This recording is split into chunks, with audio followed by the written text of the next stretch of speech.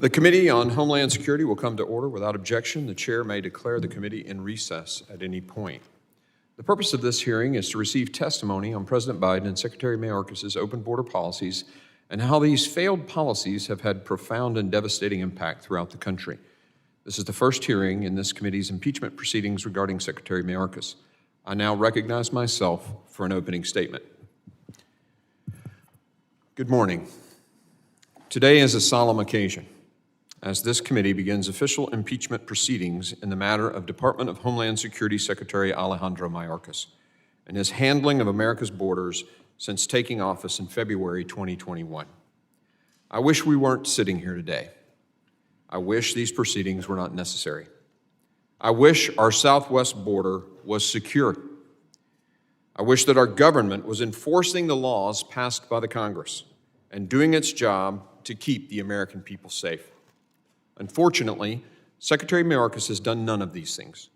For almost a year, the House Committee on Homeland Security has conducted a comprehensive investigation into the causes, costs, and consequences of the unprecedented crisis at our southwest border.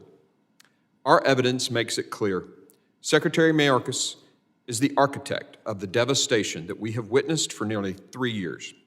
The findings of our investigation, available to the public at homeland.house.gov, coupled with the Secretary's refusal to change course on the reckless decisions facilitating this crisis, have left us with no reasonable alternative than to pursue the possibility of impeachment. The Secretary's actions have brought us here today, not ours. Since early 2021, we've watched in disbelief as historic numbers of inadmissible aliens have poured across our borders, both at official ports of entry and illegally crossing the thousands of miles of our borders.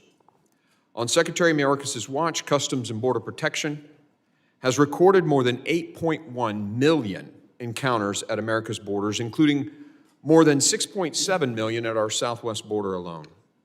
For comparison, CBP recorded just over 3 million encounters nationwide from fiscal year 2017 to 2020. Jay Johnson, President Obama's former DHS secretary, previously said that 1,000 encounters a day, quote, overwhelms the system, end quote.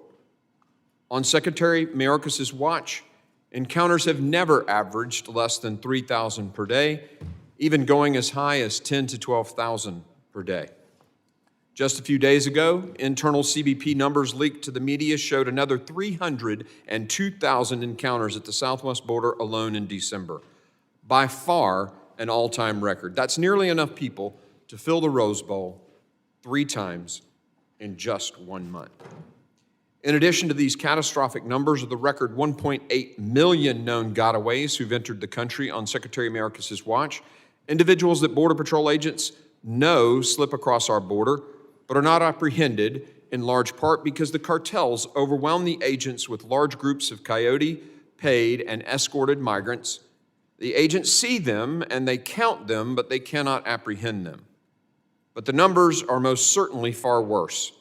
As agents are moved to crossing sites to process migrants and the border is completely unmanned, there are no agents present to count the known gotaways. The number of unknown gotaways is no doubt enormous. Thousands of agents have been pulled off the front lines to process and release into our country record numbers of illegal aliens who know they will be released into the country and given a free bus or plane ticket to the city of their choice. I ask you to watch this video.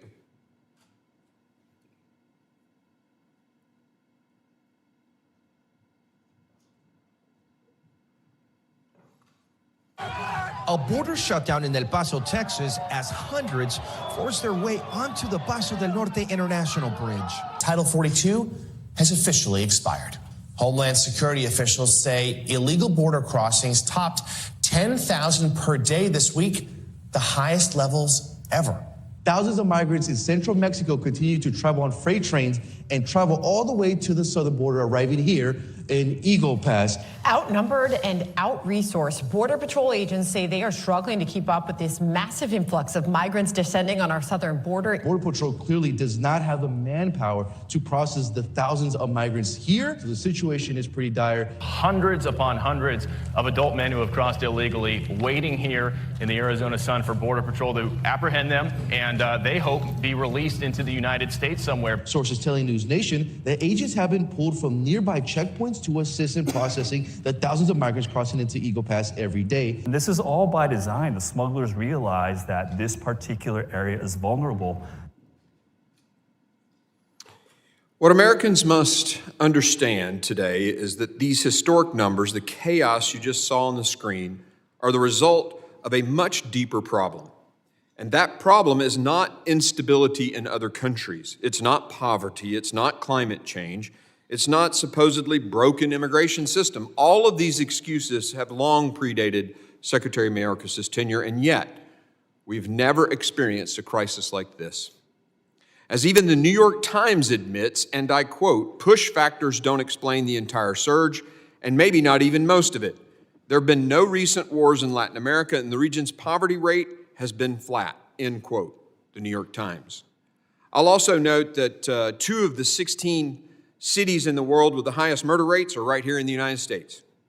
No, this crisis has been intentional. Secretary Mayorkas was made aware of testimony given by President Biden's Attorney General, Merrick Garland, where the AG admitted the current policies are being exploited by the cartels. Yet Secretary Mayorkas turns around and implements additional policies to expand the catch and release measures, empowering the cartels and killing Americans. After nearly 3 years of watching this unfold, what other conclusion is there but this is an intentional crisis? Secretary Mayorkas has brazenly refused to enforce the laws passed by Congress and enacted policies that knowingly make our country less safe. What we're seeing here is a willful violation of his oath of office taken by Secretary Mayorkas. Let me repeat that, a willful violation. Secretary Mayorkas has used mass parole to release more than 1.5 million inadmissible aliens into the country, despite the Immigration and Nationality Act stating that parole is to be used only as an, I quote, case-by-case, end quote, and, quote, temporary basis for a, quote, significant benefit or urgent humanitarian reason, end quote. The chief patrol agent of the Border Patrol's Laredo sector told us last June that historically, parole, and I quote, was used only in extreme humanitarian instances. If a child was sick, had to go to the hospital, we'd parole the parent or something like that. But that was very rare. It wasn't an everyday thing, end quote. This Porter chief is right. The scale of Secretary Mayorkas' mass use and abuse of parole is unprecedented and has been declared inconsistent with the laws passed by Congress by multiple federal judges, but remains a central component of Secretary's agenda. The Immigration and Nationality Act also requires that illegal aliens apprehended crossing the border be detained pending their removal proceedings. Secretary Mayorkas has ignored this law. In fiscal year 2013, according to DHS's own numbers, the Obama administration detained 82% of illegal aliens from the moment they were encountered until their case was decided, and another 9% were held for at least some portion of time after that. That's a pretty good track record, and under a Democrat administration. In Secretary Mayorkas' first year on the job, that 82% number dropped to just 10%. Illegal aliens not detained at all jumped from 9% to 64% in FY21. In a court opinion earlier this year, federal judge Kent Wetherell wrote, and I quote, "The evidence establishes that in late January or early February of 2021, DHS made a discrete change in detention policy from release only if there is a compelling reason to release unless there is a compelling reason not to," end quote. The deputy chief of the Border Patrol's Yuma sector told our committee in September, quote, "The belief that they are going to be released with no consequences is certainly something that many migrants tell our agents," end quote. On Secretary Mayorkas' watch, that's a pretty good bet. And under his leadership, individuals guilty of violent crimes and even some of on the terrorist watch list have been released into this country. Just Monday, multiple sources confirmed Secretary Mayorkas admitted that released rates of illegal aliens are currently around 85%. All told, DHS numbers indicate that well over 3 million inadmissible aliens have been released into our country on Secretary Mayorkas' watch. Factor in the 1.8 million known gotaways, the unqualifiable unknown gotaways, that's roughly the population of the state of South Carolina. Not only has Secretary Mayorkas refused to detain these individuals in accordance with the law, but he has also made it nearly impossible for Immigration and Customs Enforcement to remove them. His policies have largely restricted the ability of ICE to detain and remove the population of illegal aliens. ICE removals dropped from more than 267,000 in FY19 to less than 60,000 in FY21 and 70,000 in 22. The FY23 numbers were better, but were still more than 40,000 fewer than the lowest year of the last administration, which largely occurred in the midst of the COVID pandemic. Criminals as a percentage of all ICE arrests went from around 90% in FY 2020 to just 43% in FY 23. The Secretary is not even living up to his own flawed standards that supposedly prioritize threats to public safety. The former sector chief in San Diego told us in May of 2023 that he didn't think the consequences of being removed from the country was being utilized enough to deter illegal immigration. Even Texas Democrat Mr. Cuellar has said, and I quote, "If you don't detain people, if you don't send people back, then the border becomes a speed bump," end quote. On top of all this, upon entering office, Secretary Mayorkas immediately began dismantling effective policies that had secured the southwest border, despite being warned by experienced border security personnel of the consequences that would result. That, coupled with his consistent decision to double down on his own unlawful policies, indicates an intentionality to this crisis. And I must note with great emphasis, these are not simple policy differences. This is a years-long pattern of refusing to enforce the laws passed by Congress. Our investigation also uncovered the fact that Secretary Mayorkas has violated the authority of his office. Secretary Mayorkas has directed the department to create numerous new unlawful mass parole programs that have allowed an unprecedented number of individuals to enter our country who otherwise would have no lawful basis to be here, and to incentivize migrants to make the dangerous and sometimes deadly travel to our southern border. He has also effectively told ICE officers not to do their job in enforcing America's immigration laws. According to his own guidance to ICE, and I quote, "The fact an individual is removable should not alone be the basis of an enforcement action against them," end quote. And quote, "Our personnel should not rely on the fact of conviction," end quote, "for a flatly deportable crime, but must consider," quote, "mitigating factors that ameliorate in favor of declining enforcement action," end quote. He has even overseen the reckless and irresponsible use of federal law enforcement personnel to sweep under the rug the mess he's made at the southwest border. Border Patrol agents from the northern border have been deployed to the southwest border to assist in processing and releasing illegal aliens into the interior. Hundreds of law enforcement professionals from Homeland Security investigations have been pulled from serious investigations like sex crimes, child exploitation, and other atrocities to perform administrative functions at the border. One whistleblower claimed that his team was told to shut down its investigations and were then sent to the border to make sandwiches. The Secretary has abused his authority and put Americans at risk. Secretary Mayorkas has repeatedly lied to the American people and to the United States Congress. Our investigation uncovered more than 100 instances where Secretary Mayorkas misled the public. Notably, he claimed in April 2022 hearing to have operational control of the southwest border as defined by federal statute. This was false.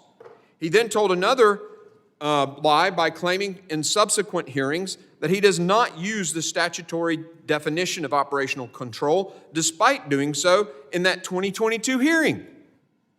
Watch for yourself.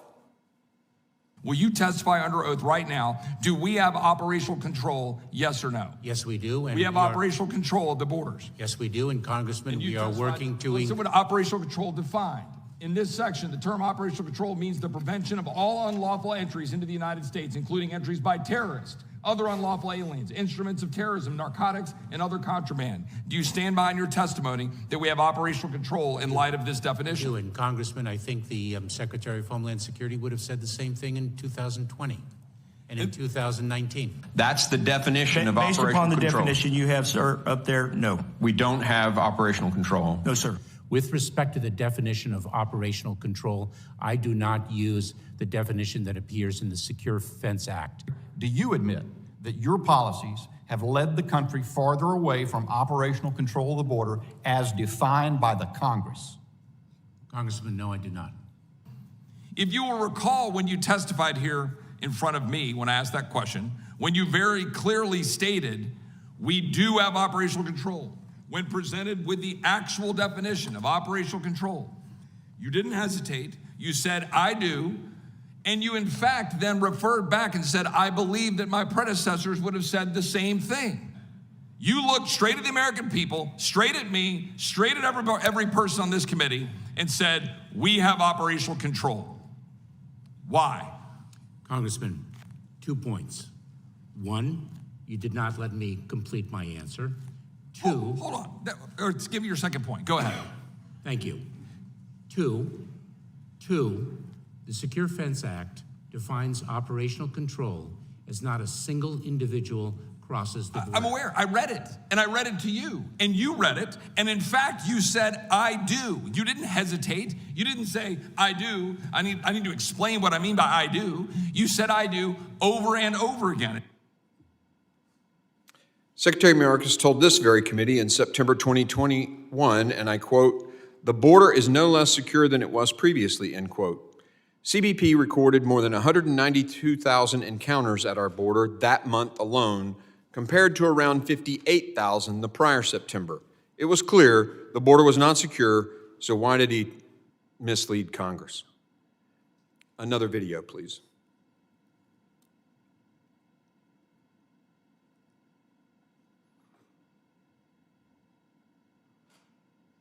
Is the border more secure under your leadership than when you started? Congressman, the border is secure. We're executing our plan, and I've been very clear and unequivocal in that regard. Mr. Secretary, the question is the border more secure now under your leadership? Congressman, it is no less secure than it was previously. We have a record number of retirements, historic level of narcotics that have come across the border, and you still stand by your statement, yes or no, that the border is secure? Yes. He even stood at the White House podium in September 21 and falsely accused mounted Border Patrol agents in the Del Rio sector of whipping illegal aliens crossing the border. Earlier that same day, DHS emails showed that his staff had informed him that an eyewitness said no whipping occurred, yet he advanced the narrative at the highest levels anyway. One sector chief told us, and I quote, "We never whipped anybody. It was never really cleared up, and that takes a toll on our agents," end quote. Please play the video. We are very troubled by what we have seen. One cannot weaponize a horse to aggressively attack a child. We know that those images painfully conjured up the worst elements of our nation's ongoing battle against systemic racism. First of all, the images, as I expressed earlier, the images horrified us in terms of what they suggest and what they conjure up in terms of not only our nation's history, but unfortunately the fact that that page of history has not been turned entirely. And that means that there is much work to do, and we are very focused on doing it. An email obtained through a records request reveals that DHS Secretary Alejandro Mayorkas was privately alerted by DHS officials that the whipping narrative behind the infamous horseback Border Patrol photos wasn't true. But at a press conference hours later, Mayorkas didn't stop or dispute that narrative.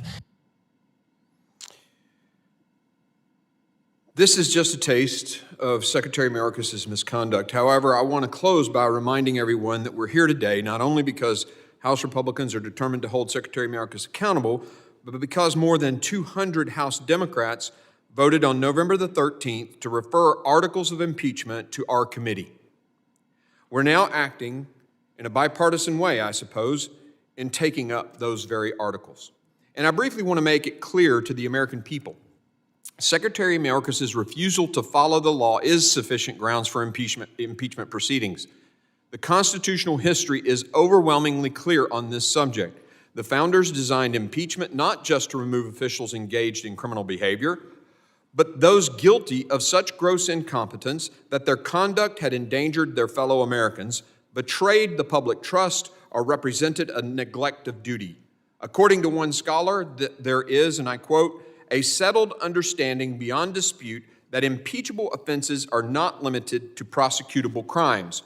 Rather, the framers of the Constitution understood, and the House of Representatives has consistently concluded, that the impeachment power reaches all manner of gross misconduct in office that does serious harm to the U.S. political system, the U.S. constitutional order, or the people of the country. The actions, policies, and statements of Secretary Mayorkas easily meet the standards, end quote. Over the next few hours, you might hear a lot about process and procedure, and after a thorough year-long investigation, this committee is following the Constitution and procedure as directed by the House's vote this past November.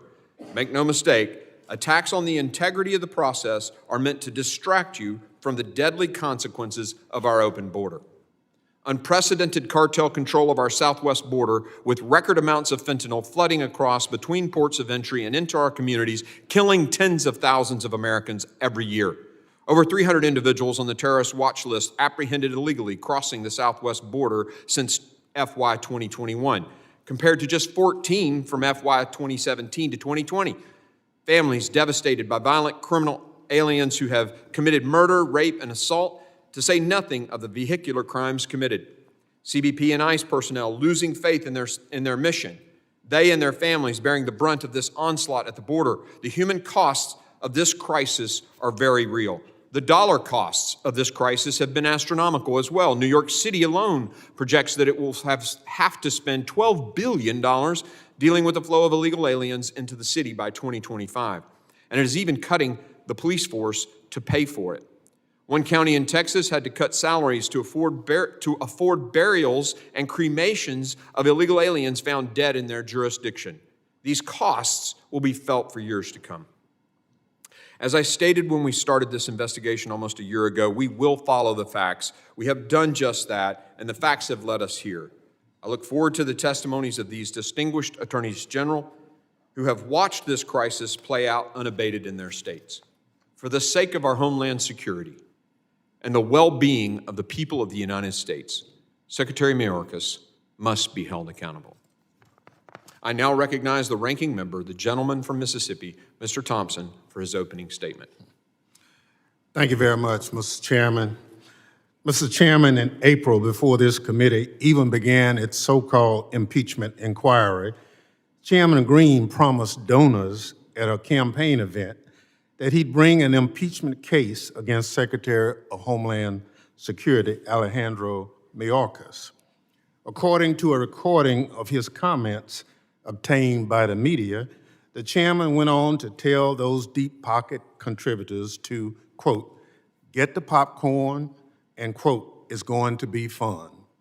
The chairman may have thought that only those in the campaign event would hear his remarks, but the truth has a way of coming out. His promise to a room full of donors tell the American people all they need to know about why Republicans are hell-bent on impeaching Secretary Mayorkas. The promise of impeachment was made at a campaign event, and shortly afterwards, Republicans began their so-called investigation into Secretary Mayorkas. It is now campaign season, and Republicans recently rolled out their impeachment proceedings against Secretary like a pre-planned, predetermined political stunt it is. This is not a legitimate impeachment. Republicans want to throw political red meat to their base and keep that campaign cash coming.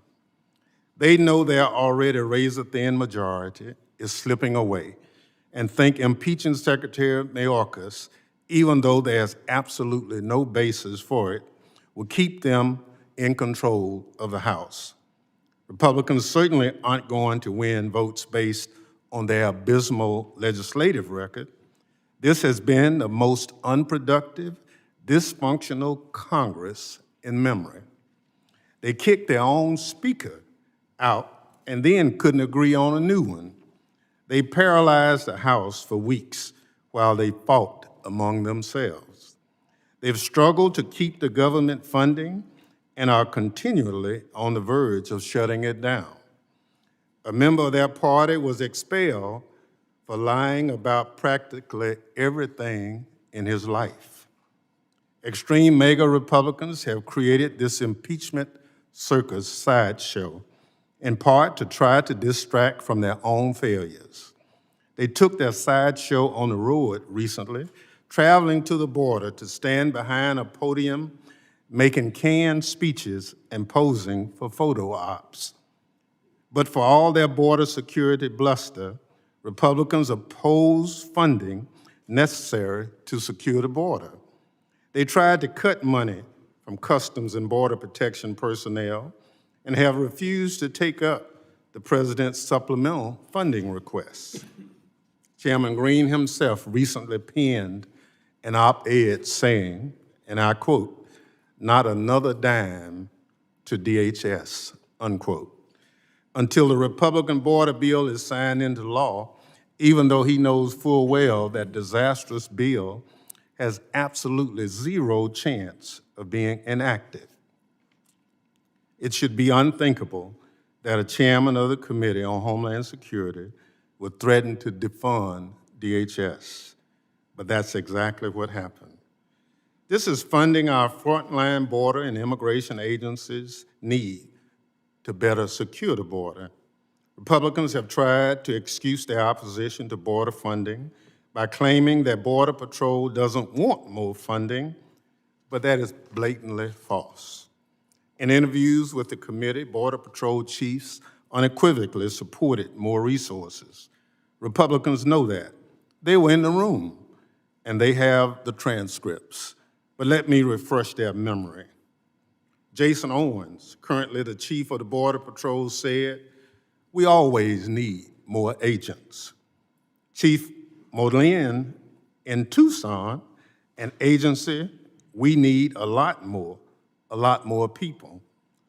From Chief Heike in San Diego, "We always need resources and technology." From Chief Bovino in El Centro, "The additional resources is the correct technology assist with control of the border." And finally, from Chief Savez in El Paso, "Providing support for critical positions and resources by Congress really does impact positively the deployment of agents to the front line." Every one of these chiefs told the committee that having more resources would help them better secure the border. Republicans go to the border in dress pants and polo shirts to pose for pictures, but then leave the hard-working agents in uniform and work boots behind without the resources they asked for. Democrats want to give border agents what they need to secure the border, and Republicans do not. The truth is, securing the border isn't really the Republicans' top concern. If it was, they'd provide the people with boots on the ground at the border what they need to get the job done. Republicans would rather exploit a challenging policy issue for their own perceived political gain. Republicans disagree with the Biden administration's border and immigration policies. They're angry that this administration won't take babies from their moms or put kids in cages like the last administration. You cannot impeach a cabinet secretary because you don't like the president's policies. Let me say that again. You cannot impeach a cabinet secretary because you don't like a president's policies. That's not what impeachment's for. That's not what the Constitution says. Republicans are willing to do grave damage to the Constitution they claim to hold dear because they think it will benefit them politically. And in doing so, they're targeting Secretary Mayorkas, a public servant who spent his distinguished 30-year career serving our country as a federal prosecutor and in leadership positions across the Department of Homeland Security. The facts show Secretary Mayorkas is doing his job across the department's many critical Homeland Security missions, including border security and immigration enforcement. Despite what Republicans would have Americans believe, Secretary Mayorkas is enforcing immigration law. According to a recent analysis by the Cato Institute, someone who crosses the border under the current administration is more likely to be removed from the U.S. than someone who crossed under former President Trump. Republicans don't care about that. This impeachment sham clearly isn't about facts. It's not about the law. It's about pure and simple politics. Just look at those whose impeachment resolutions have been referred to this committee. Consider what kind of backroom deals Republican leadership must have made with the most extreme MAGA members. Or as one Republican member recently put it, and I quote, "We are simply accommodating our least sensible conference members." I certainly agree. Democrats are doing everything they can to hold the line against Republican chaos. Democrats want to strengthen border security. We want to keep fentanyl off the streets. We want to keep communities safe. This circus sideshow impeachment does none of that.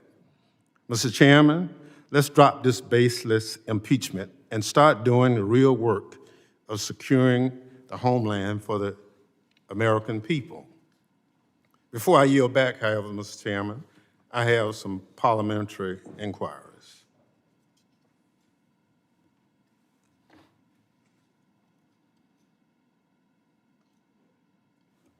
You're recognized.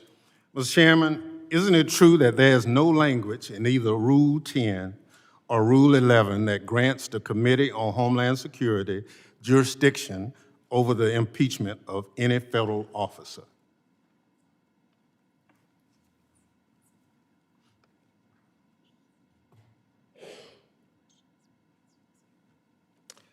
That is not a valid parliamentary inquiry. You need to state the rule and how it relates to this proceeding.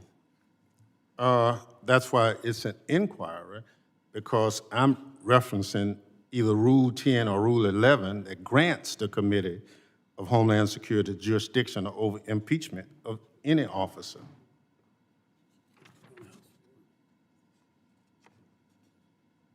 There was a vote on the House floor, actually the motion made by the Democrats, to move impeachment articles to this committee.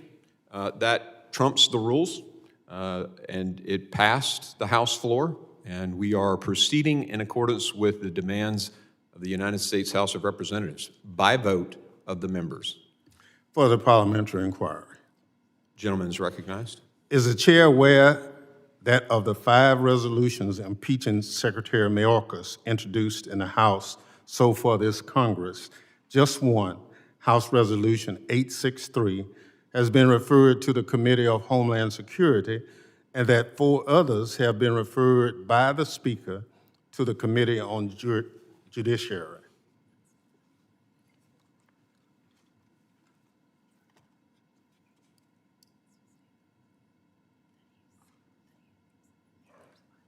Again, I need to know the rule that you think this is in violation of, so it's not a correct parliamentary inquiry.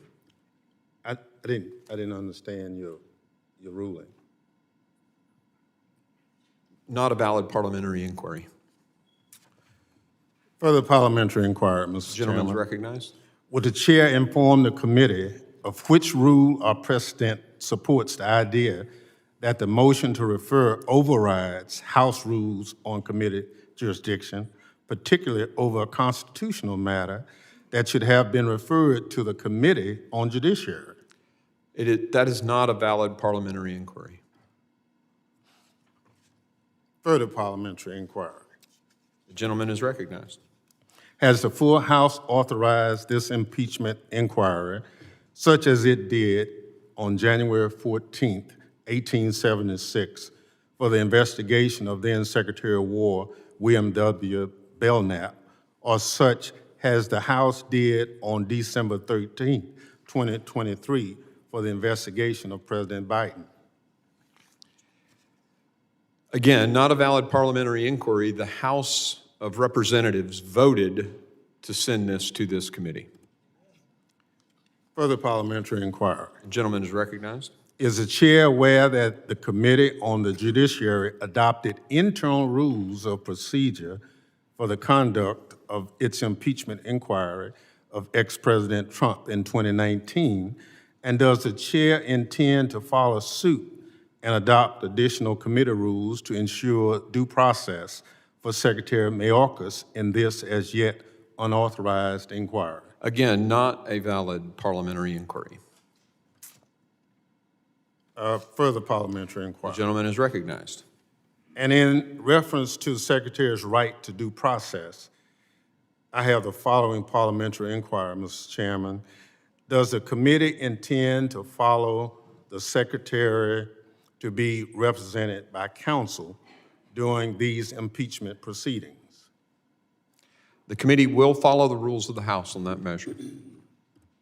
So do I understand that Secretary Mayorkas will be allowed counsel? The committee will follow the rules of the House on that. Further parliamentary inquiry. The gentleman is recognized. Does the committee intend to allow the Secretary's counsel to be present at all hearings and deposition? The committee will follow the rules of the House. Additional inquiry. The gentleman is recognized. Does the committee intend to allow the Secretary's counsel to present evidence and object to the admission of evidence? The committee will follow the rules of the House. Is that a no? The committee will follow the rules of the House. So, do the rules allow it? That's my point.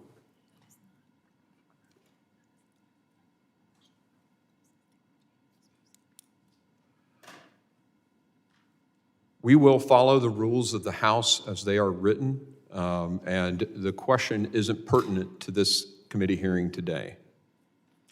Well, I think we'll get to that at some point, Mr. Chairman, but I just want to go on the record in pursuit of this is that when former President Trump had impeachment matters brought before, Senator Lindsey Graham made sure that he was afforded counsel and questions and everything.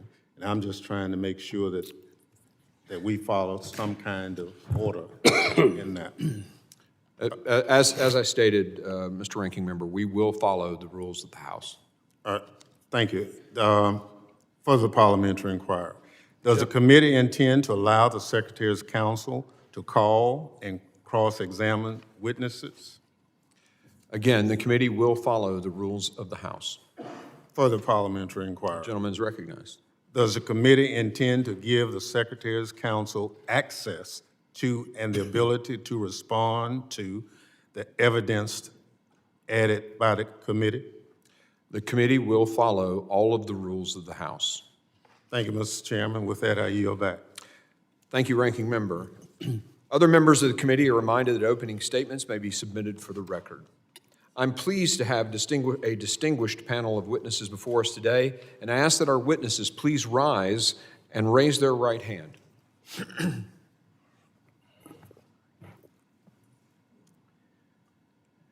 Do you solemnly swear that the testimony you will give before the Committee on Homeland Security of the United States House of Representatives will be the truth, the whole truth, and nothing but the truth, so help you God?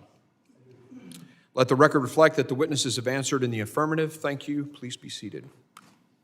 I would now like to formally introduce our witnesses. Mr. Knudsen, Austin Knudsen was sworn in as Montana's 25th Attorney General on January the 4th, 2021. Prior to that, he was elected to the Montana House of Representatives in 2010. From 2015 to 2019, he served as the Speaker of the Montana House of Representatives. Gentner Drummond was sworn in as Oklahoma's 19th Attorney General on January the 9th, 2023. Mr. Drummond's law experience spans nearly 30 years and includes service as an assistant district attorney in Pawnee and Osage counties, and as an attorney in private practice.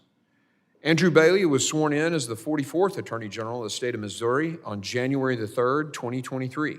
Mr. Bailey is a veteran of the United States Army, in which he served in combat as a commissioned officer following the terrorist attacks of September 11. Mr. Frank Bowman is the University of Missouri's Curator's Distinguished Professor Emeritus and Floyd R. Gibson Missouri Endowed Professor of Law Emeritus at the University of Missouri School of Law. He has also taught at Georgetown University Law Center, Washington and Lee University, Gonzaga University, Indiana University's McKinney School of Law, Wake Forest University, and the University of Denver. And in spring of 2023, was visiting fellow at Oxford University's Rothermere American Institute. I thank all the witnesses for being here today, and I now recognize Mr. Knudsen for 5 minutes to summarize his opening statement.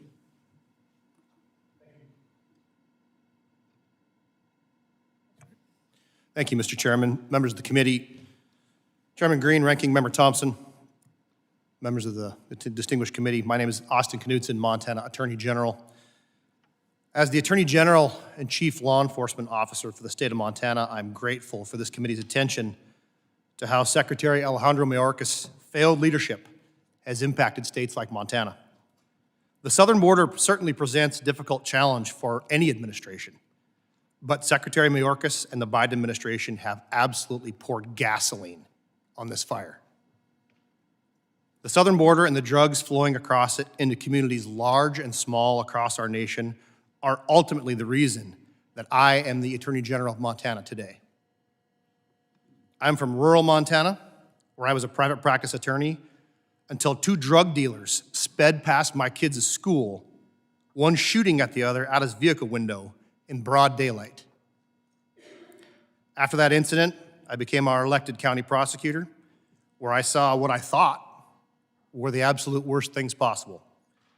Babies born addicted to drugs, kids thrown into foster care because their parents would rather buy drugs than take care of them, young girls sexually assaulted by family members on drugs, people murdered over $20 drug deals gone wrong. So to say that I was encouraged by the previous administration's progress in securing our nation's border is an understatement. It's also an understatement to say that I was horrified to see this administration under Secretary Mayorkas' leadership begin to erase that progress and systematically dismantle policies and programs meant to secure our borders.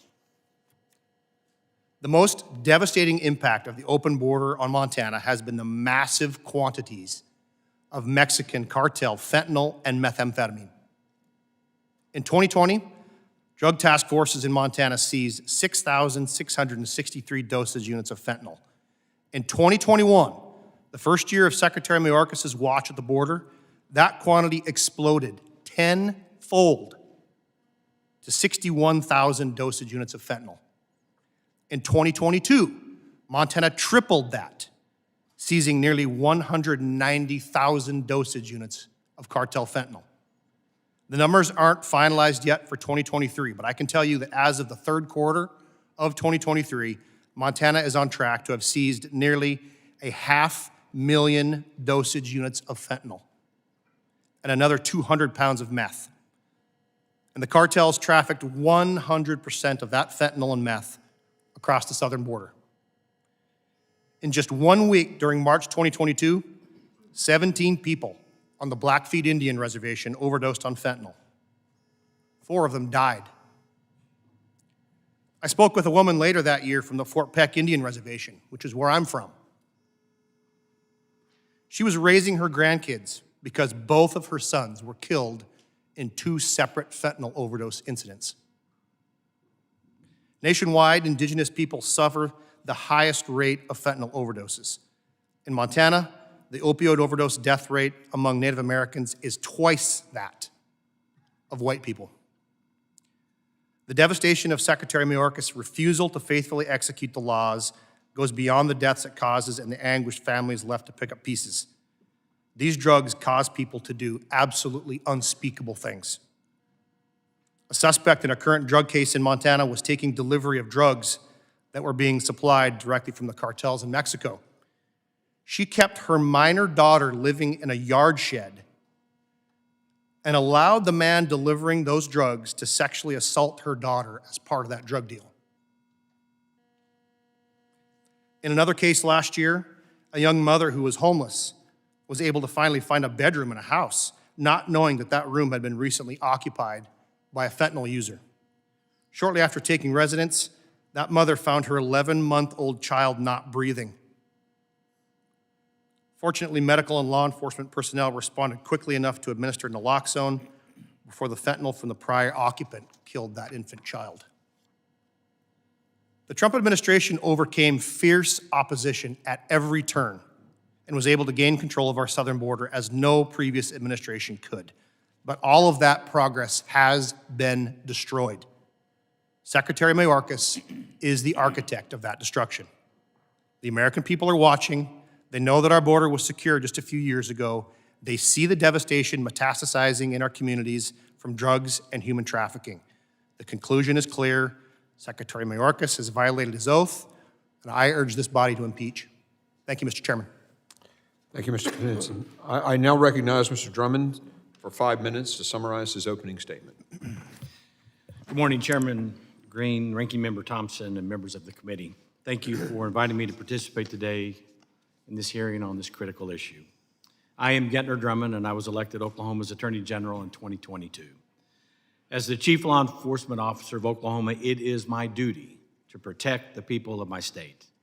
I'm here to testify about the dangers my citizens face due to a porous border and the failure of our federal government to enforce its laws. In the early evening of November 20, 2022, law enforcement responded to a quadruple homicide after a Chinese national allegedly entered a garage on a 10-acre marijuana farm in rural Oklahoma.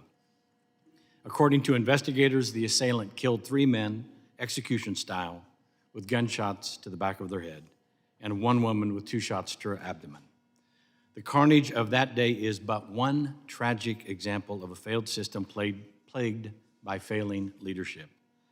Throughout Oklahoma, law enforcement comes into contact daily with foreign nationals who have entered our country illegally or who remain here illegally or both.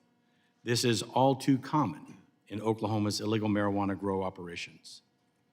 The voters of Oklahoma legalized medical marijuana in 2018. While that legalization led to the legitimate cannabis business-related businesses throughout our state, organized criminals have overtaken the industry. Our law enforcement partners report that the foreign nationals most often involved in these illegal enterprises come from China and Mexico. The one thing these criminals have in common is that they have no regard for our laws or public safety. Criminal illegal immigrants are not content with growing only black market marijuana. They also produce and distribute fentanyl, and they engage in sex trafficking and labor trafficking. Oklahoma's law enforcement community fights a constant battle against these evils. The Oklahoma Bureau of Narcotics and Dangerous Drugs, the Oklahoma State Bureau of Investigation, and scores of local law enforcement agencies deserve much praise for their great and heroic efforts. While there have been many great successes, the ongoing border crisis ensures a never-ending flood of illegal foreign nationals who continue to perpetrate crimes that endanger our people. When I was sworn in as Attorney General, I pledged to the people of my state that I would do everything in my power to protect them from these dangerous criminals. I petitioned our legislature for greater resources and broader authority to combat the threat. They responded with millions of dollars for equipment and personnel, and they granted my office more power to fight this criminal epidemic being fueled by our border crisis. In response, I established the Organized Crime Task Force, the first of its kind for Oklahoma, and it is needed primarily because federal officials have failed to enforce the laws and to secure our border. In the short 7 months since its creation, the Organized Crime Task Force has investigated and is prosecuting more than 50 complex, multi-jurisdictional criminal cases. The vast majority of these cases involve Mexican or Chinese drug syndicates.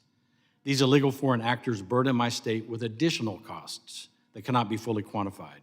For instance, the Oklahoma Department of Corrections reports that it is currently housing more than 500 illegal immigrants convicted of various violent crimes. Before those criminal aliens were sent to the Department of Corrections, they were in custody of our local jails, which have their own costs for housing. Likewise, there is a significant cost for law enforcement in the investigating of these crimes and for the prosecutors who prosecute them. The unsecured border contributes to costs beyond the criminal justice system as well.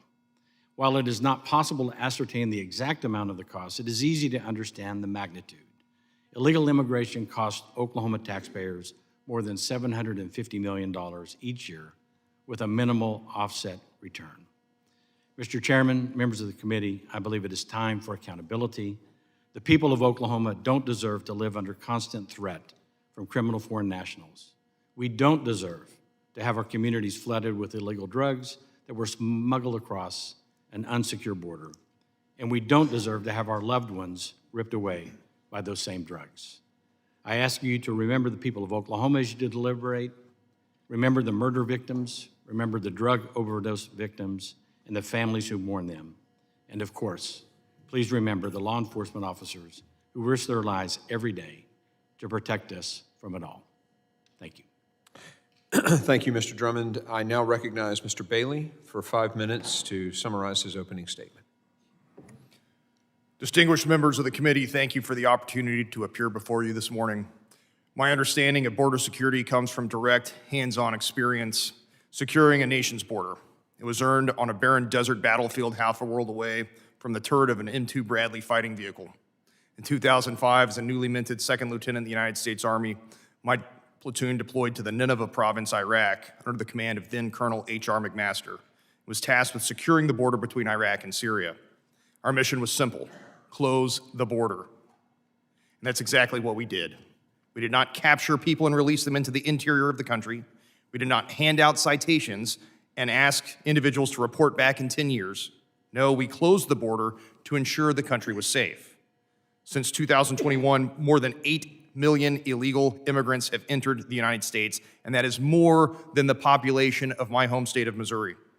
These numbers are not an accident. There is only one reason 8 million people illegally cross a sovereign nation's border: because they know that they can get away with it. And why wouldn't they? In the last 3 years of Secretary Mayorkas' reign, there has been an orchestrated lack of enforcement of our nation's immigration laws. He has failed to do that which is most fundamental to his mission: protect our border. That failure has not only led to today's impeachment proceeding, it has given rise to an unprecedented level of state actions necessary to fill the vacuum created by the Secretary's refusal to do his job. I'd like to highlight for you a few of the actions my office has taken as we fight to secure the southern border. One of those is our fight to force him to finish President Trump's border wall. In an interview last Wednesday on CNN, Secretary Mayorkas stated, "We need additional resources and we need them now." Our lawsuit proves he already has funding, he just refuses to use it.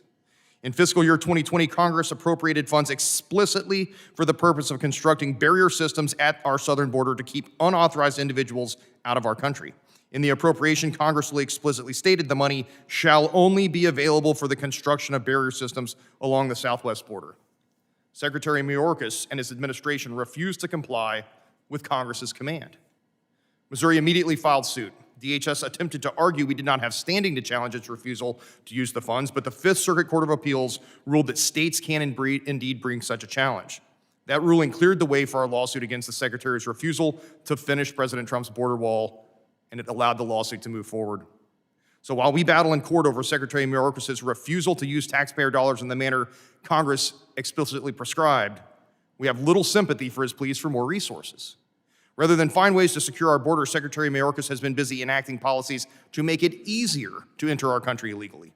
We filed suit again against Secretary Mayorkas for allowing hundreds of thousands of illegal immigrants to be paroled into the United States every year. Parole allows non-citizens to physically enter and remain in the United States for up to 2 years or even longer while their application is reviewed without lawful status. We also filed suit to halt Secretary Mayorkas' attempt to implement a rule that redefined what had previously been considered an illegal border crossing as a lawful pathway. Rather than acknowledge the root cause of the influx of illegal immigrants pouring over our border, the Secretary tried to define the problem away by simply making something that was once illegal something legal without congressional authorization. Mayorkas' process would allow vast numbers of illegal immigrants to enter the country and receive instant work authorization under bogus asylum claims. Secretary Mayorkas has enacted illegal policies that are akin to posting a "come in, we're open" sign along the southern border. Without taking responsibility for the consequences of his actions, states are then forced to bear the enormous cost of Secretary Mayorkas' failure. The states should not need to do the federal government's job for them. Secretary Mayorkas swore an oath to faithfully execute the laws of our land. In Missouri, we remove officials who do not do their jobs because we have seen firsthand the catastrophic toll it takes on entire communities. My office was forced to take action to remove a Soros-backed prosecuting attorney from office for her refusal to do her job that resulted in the killing and maiming of countless Missourians. Since we took action, order has been restored to the city of St. Louis. It is rightful for Congress to consider removing a government official who refuses to do his job for the same reason, to restore order.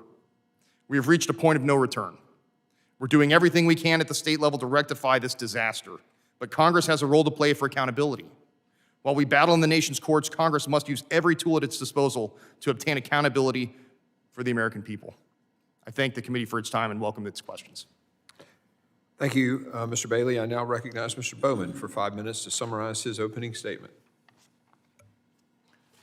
Chairman Green, Ranking Member Thompson, members of the committee, I'm honored to address this committee, and I'm also pleased to share the witness table with 3 distinguished elected officials, one of whom, immediately to my right, Mr. Bailey, I last remember seeing around 2011 as a second-year law student in my evidence class at Mizzou. As Attorney General of Missouri, he's surely come up in the world. Congratulations to you from an old professor. I, on the other hand, remain simply an old professor. I understand this to be the first in a series of hearings on whether constitutional grounds exist to impeach Homeland Security Secretary Alejandro Mayorkas. The testimony so far has focused on the performance of Secretary Mayorkas and the Biden administration relating to immigration policy and enforcement. I'm not an expert on immigration policy. I will not comment on it here. I have, however, been studying constitutional standards for impeachment for over 25 years. I've written numerous articles and a book on the history of impeachment from its origins in England in 1376 through the 2 impeachments of President Trump. My subject, therefore, will be the constitutional standard for impeaching a cabinet officer. The key point about impeachment in our Constitution is that it is not supposed to be a routine tool to resolve ordinary public policy debates, even very passionate ones. Debates between political parties or between one house of Congress and the executive branch. It is instead a measure of last resort, reserved, as one framer put it, for great and dangerous offenses. In other words, for official misconduct which is extraordinarily serious in degree and critically of a type that corrupts or subverts governmental processes or the constitutional order itself. That the framers intended impeachment to be rare is obvious from their decision that conviction requires 2/3 of the Senate. That they intended to rule it out as a weapon of ordinary political debate is plain from how they defined impeachable conduct. The Constitution provides that the President, Vice President, and all civil officers of the United States shall be removed from office on impeachment for and conviction of treason, bribery, or other high crimes and misdemeanors. A cabinet secretary is a civil officer subject to impeachment, but a cabinet secretary, like the president, is not impeachable unless he's proven to have committed treason, bribery, or other high crimes and misdemeanors. There's no suggestion that I'm aware of that Secretary Mayorkas has committed either treason or bribery. Hence, any article of impeachment against him must establish that he committed high crimes and misdemeanors. The framers chose the English parliamentary term of art, high crimes and misdemeanors, rather than other possible terms like maladministration, because they wanted a flexible term that could reach unanticipated new forms of grave official misconduct, but equally and critically because they did not want an impeachment that would be the equivalent of a vote of no confidence in modern parliamentary systems, a vote that could remove the president or other executive branch officials between elections whenever the legislature disapproves of administration policy. For over 2 centuries, students of the Constitution have universally agreed, in the words of the great impeachment scholar Charles Black, that whatever may be the grounds for impeachment and removal, dislike of a president's policy is certainly not one of them. To be properly impeachable, official conduct must meet a very high threshold of seriousness, It must also be of a type that corrupts and subverts the political and governmental process, and it ought to be plainly wrong regardless of legal technicalities. The most commonly encountered categories of impeachable conduct are official corruption, abuse of power, betrayal of the nation's foreign policy interests, and subversion of the Constitution. There is no serious allegation of which I'm aware that the Secretary has done any of those things. Now, some might mischaracterize the Secretary's implementation of the President's policy priorities as an abuse of power, but impeachable abuse of power involves employing the powers of office for illegal or illegitimate ends, particularly to gain personal, political, or financial advantage, to benefit personal or political allies, or to injure political or personal enemies, and especially when the abusive exercise of official power undermines constitutional values. Following the policy directives of one's elected superior in pursuit of that superior's policy aims is simply not an impeachable abuse of power. Finally, impeachment of a cabinet secretary over policy agreements is not only contrary to long-established constitutional understanding, but useless as a practical matter. If the official actions of the officer are in accord with the directives of his elected superior, the president, removing the secretary changes nothing. If members of this committee disapprove of the Biden administration's immigration and border policies, the Constitution gives this Congress a wealth of legislative powers to change them. Impeachment is not one of those powers. Alito disagrees. Thank you, Mr. Bowman. Members will be recognized by order of seniority for their 5 minutes of questioning. An additional round of questioning may be called after all members have been recognized. I now recognize myself for 5 minutes of questioning. This is for the three attorneys general. Do you believe that Secretary Mayorkas has failed to enforce or has subverted laws passed by the United States Congress? And we'll start and go left to right. Thank you, Mr. Chairman. Yes or no? Yes or no? Yes, sir. He has failed to perform his duties and is culpably inefficient. Has he failed to enforce laws passed by the U.S. Congress? He has. Yes, sir.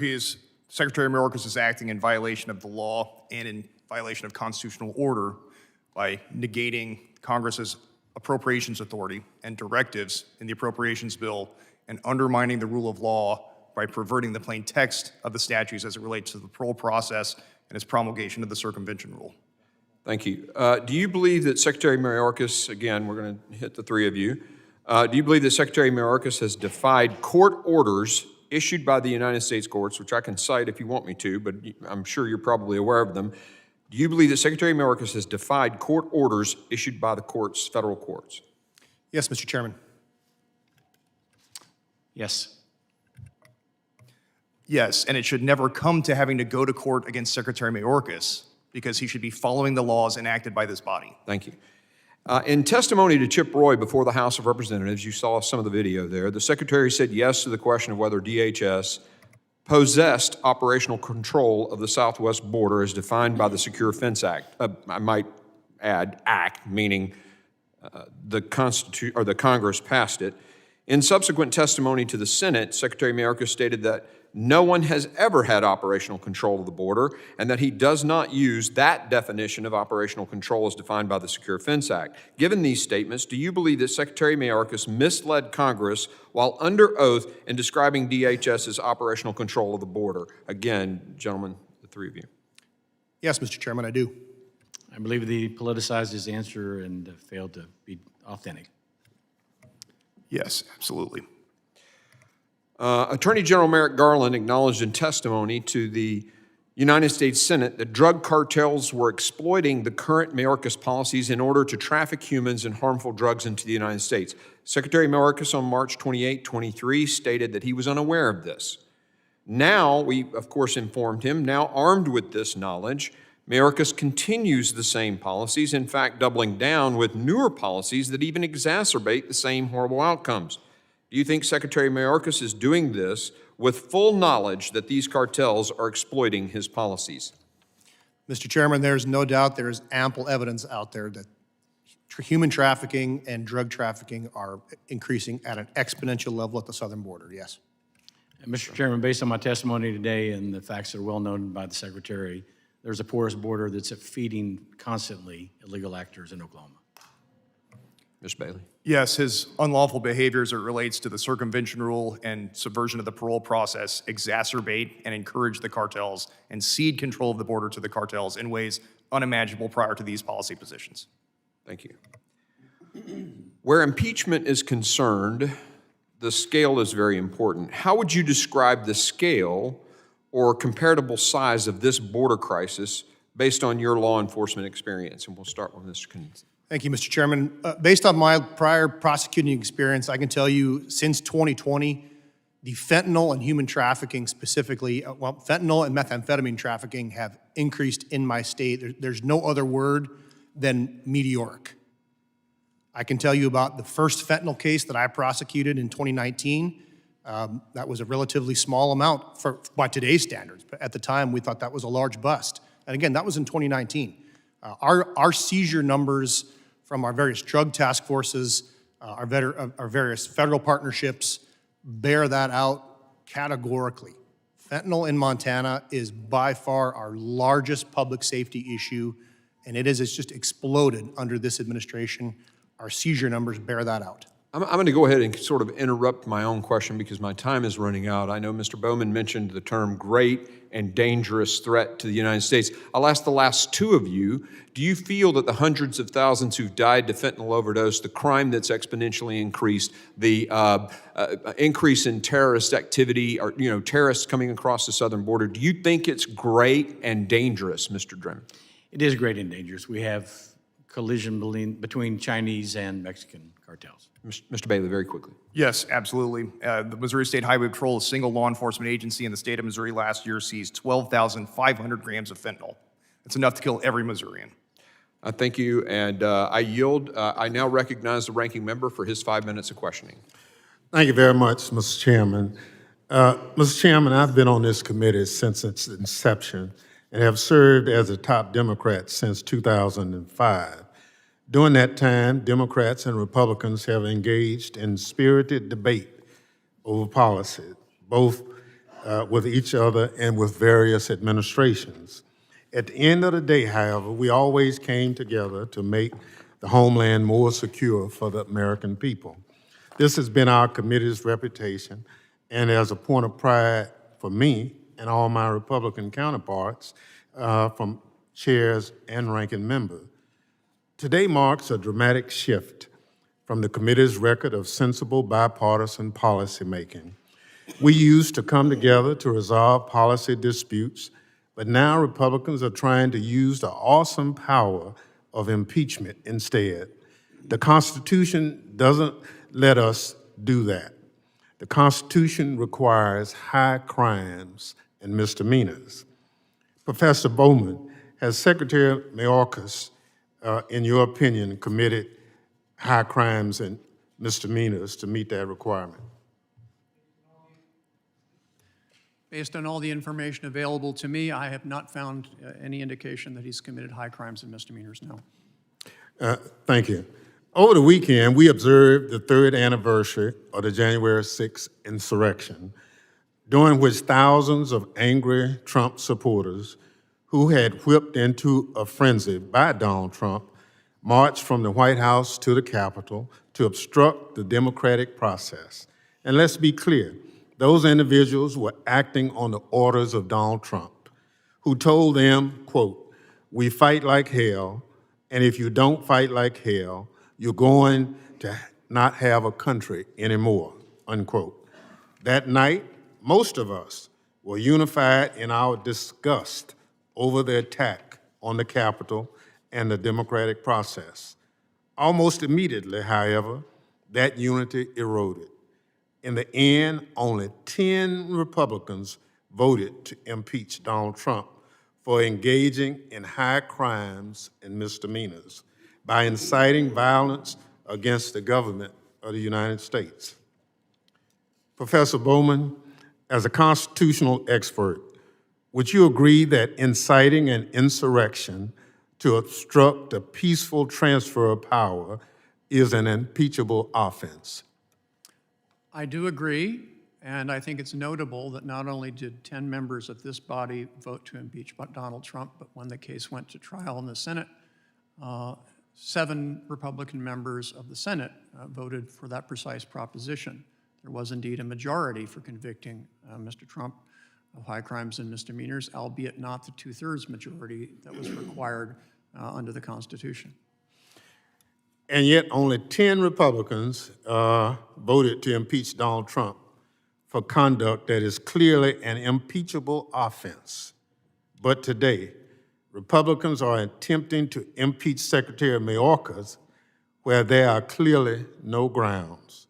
Mr. Chairman, this impeachment is a sham and the height of hypocrisy on the part of my colleagues across the aisle. I urge Republicans to put politics aside and get back to the work for the American people. I yield back. The gentleman yields. I now recognize the gentleman from Texas, the chairman of the Foreign Affairs Committee, Mr. McCall. Thank you, Mr. Chairman. This is a solemn occasion, probably the most serious obligation we have in this committee, on this committee. The last time a cabinet member was impeached was during the administration of Ulysses S. Grant many years ago. In my experience, though, as a Deputy Attorney General for Criminal Justice, state of Texas, as a federal prosecutor charged with counterterrorism and national security, and as chairman of this very committee, I've never seen this border more out of control. Mayorkas took an oath to support and defend the Constitution of the United States. In my judgment, he has violated that oath. Federal law provides the government detain and remove aliens convicted of crimes and those who are issued removal orders by immigration courts. This is the very issue that my state took up on appeal to the Supreme Court. He has violated this. On day one, he rescinded Remain in Mexico Migrant Protection Protocol, direct cause and effect, opening the floodgates. I marked that provision up on my committee, Foreign Affairs. It's now part of H.R. 2. But he took that power away from his law enforcement officers. And I have to quote, I don't quote former Texas Congresswoman Barbara Jordan very often, but she said, quote, "For the system to be credible, people actually have to be deported at the end of the process." And let's look at the numbers. They speak for themselves. 8 million encounters under this administration, 2.3 aliens in the interior of the United States with no legal status, enough to fill up 13 states. Just last month, we had over 300,000 trying to get into the United States. Over 300 on the terror watch list have gotten into the United States. When I chaired this committee, that was a big red flag, and the FBI director said so when he testified as well. Over 200,000 Americans have died from fentanyl. I personally went to a funeral last Saturday. One of my children's friends died from Xanax laced with fentanyl. 200,000 Americans, that's more than triple the number of Americans who died in the Vietnam War, to put that into perspective. The secretary has emboldened a criminal enterprise and the biggest human trafficking scheme in my lifetime. He terminated MPP. Chief Ortiz noted that had a direct cause and effect. And when Mayorkas went down to the border, they turned their backs on him because, quote, "Sir, you have turned your back on us." My state has spent almost $14 billion just this cycle. We've allocated $9.6 billion to Operation Lone Star. My governor bussed illegals to sanctuary cities and states around the country to showcase what we are experiencing, and you are as well in your states, every single day. And the damage was clear. The Supreme Court did note the damage, but said that this had to be resolved outside the courts. In other words, they said that Congress had to address this either through appropriations, oversight, and in Sam Alito's decision, yes, through impeachment. This is a legal justification for these proceedings. The founders believed impeachable offenses included corrupt administration, neglect of duty, and official misconduct. At the Constitutional Convention, they said this. Alexander Hamilton asserted abuse or violation of public trust was impeachable. Justice Story, Supreme Court, public office is a public trust, and a violation of public trust is sufficient. I find this to be a profound violation of public trust. Alexander Hamilton stated in Federalist Paper 65, the subjects of impeachment are a nature which may be denounced political, as they relate chiefly to injuries done immediately to society itself. My God, what about the injuries done to society that we've seen? To our three illustrious attorneys general, please tell me the injuries done to your societies back home, and do you think this secretary merits and that impeachment is warranted in this case? Thank you, Representative. I think the most powerful statistic I can give you from my state is our confirmed state crime lab fentanyl overdose death rate. Since 2019, Montana's confirmed fentanyl overdose deaths have increased 1,700%.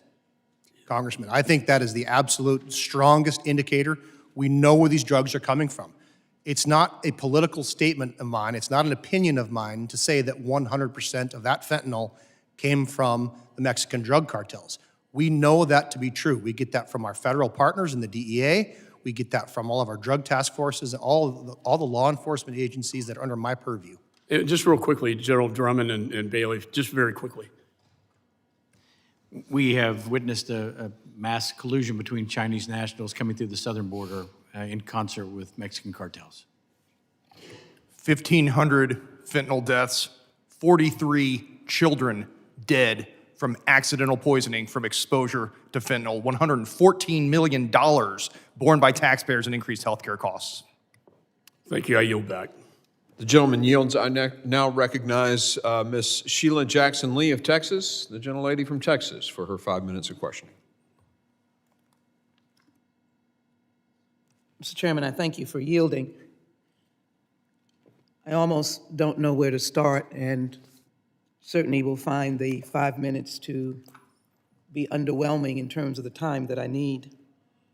I do want to express my solemnity and humbleness and expression of appreciation for having the honor of serving on this committee, even in the midst of the horrific 9/11.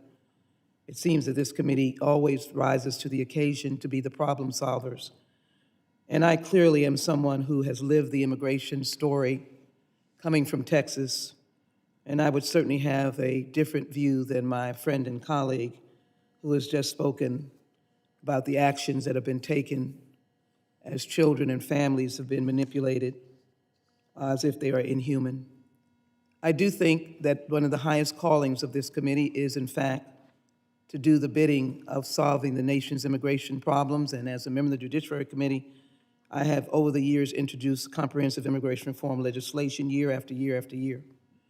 And so I am certainly willing and able to be part of the solution for the three attorney generals, of which I am a lawyer, certainly served in capacities to realize the important work that you do. But I must join in the sadness of this day. The sadness of this day because it is not constitutionally grounded, it is not constitutionally sound, it is not going to save any lives at all, and there is nothing that you have put forward today that evidences in any way a impeachable offense by Secretary Mayorkas, the first immigrant to serve in this position. A dislike of the president's policy is not a basis for impeachment. A basis for impeachment is corruption, abuse of power, betrayal of the nation. And that is, of course, allegations. You, as witnesses, I am sorry to say, Mr. Chairman, have borne no testimony that indicates that Secretary Mayorkas has done any of that.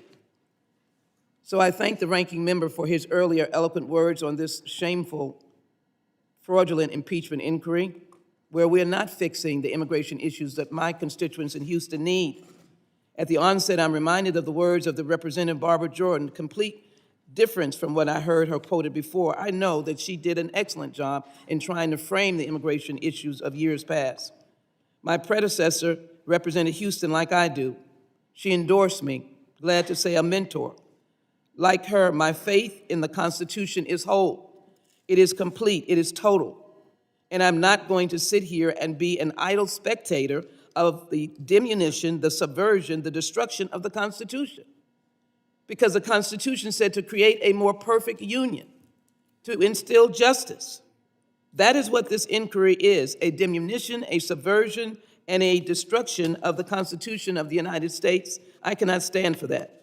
Mr. Chairman, impeachment is one of the absolute powers Congress has to ensure against an executive might, as James Madison explained at the Constitutional Convention, quote, pervert his administration into a scheme of speculation or oppression. The men present in Philadelphia some 236 years ago were deliberate. They were intentional. They were exacting in their draft of the Constitution that has guided us forever. These are their words and the words of our Constitution, the legal standard by which we are solemnly consider whether to exercise this extraordinary power. Article 2, Section 4 guides, and I quote, the President, Vice President, and all civil officers of the United States shall be removed from office on impeachment for the conviction of treason, bribery, or other high crimes and misdemeanors. That is our standard. Treason, bribery, high crimes, and misdemeanors. Professor Bowman, in your review of Congressman Green's impeachment resolution, which was referred to this committee, and in your review of the various reports by committee Republicans, have you identified any actions by Secretary Mayorkas that reached the constitutional threshold of impeachment, treason, bribery, or other high crimes and misdemeanors? Professor? No. In all of the reports, have you seen any evidence of such? The reports you've been able to secure or the reports that I brought your attention to? I've seen lots of reports about arguments about policy. I've seen nothing that rises to the level of an impeachable offense. And so, Mr. Chairman, if the Constitution is to be our guide, we must end this political stunt that seeks to impeach an officer of the United States because an extremist minority of the House of Representatives does not agree with the policies of this president or that he carries out. Let's work with these attorney generals to solve the real problems, to not incarcerate children, to separate them from their family. Treason, bribery, and other high crimes and misdemeanors is our legal standard. It is clear. That is the basis from which we must proceed. That is the constitutional bar you have failed to reach. We created this book, as they say, to create a more perfect union and to establish justice. Gentlemen, you have law degrees and have taken an oath as I have, and you've taken an oath to procure the rights of your citizens. Please sit with us to establish justice for all of America, for the work you do, and for those who come to seek a better life. However they come, we may perceive in a different light, but let us do it in perceiving justice. You hurt me, you hurt my heart, you hurt what Barbara Jordan stood for. You diminish this book and these words by sitting here today to suggest that Secretary Mayorkas must be, in fact, impeached because of policies that we disagree with. May God continue to guide us in our work so that we can do what we have been assigned to do. With that, I yield back. Gentlelady yields. I now recognize Mr. Higgins, the gentleman from Louisiana and the chair of the subcommittee on the border. Thank you, Mr. Chairman. My. Mr. Bowman, I wasn't even going to ask you any questions today, but I'm going to give you an opportunity to clarify it for record. And I do believe that, according to your resume, you're a professor of constitutional law, sir. Is that correct? I am an emeritus professor at the Missouri School of Law. You're a smart guy. You got an alphabet behind your name on your business card. So is it your position that you're taking today as a Democrat's witness that the founders' intent with the term high crimes and misdemeanors was designed to restrict the power of impeachment to a violation of specific written statute? Is that your position? We're listening. Yes, and that is your position. Okay, and excuse me, Congressman. You said yes. It's a simple question. No, I'm gonna move on. Excuse me, Congressman. It clearly was not answer reclaiming my no. time. It clearly was not the intention of the founders to limit the power of congressional impeachment over the executive branch to limit that to violation of written statute. That's quite correct, Congressman. I've written extensively. Oh, on well, that thank point. you. But you just said something different, but that's all right. We appreciate you being here today, Mr. Bowman, and representing University of Missouri. Sure, it's a wonderful law school. On this committee, we've carried out our investigation of Secretary Mayorkas. I sit here today to tell you, we're going to impeach him. He's going to be impeached, and he should be. He is the executive in charge of the border policy for President Biden. Now, President Biden has the right, as the chief executive, to hire men that don't have the skill and then figure that out down the line and replace them. President Biden also has a right as a chief executive to have wild policy in mind.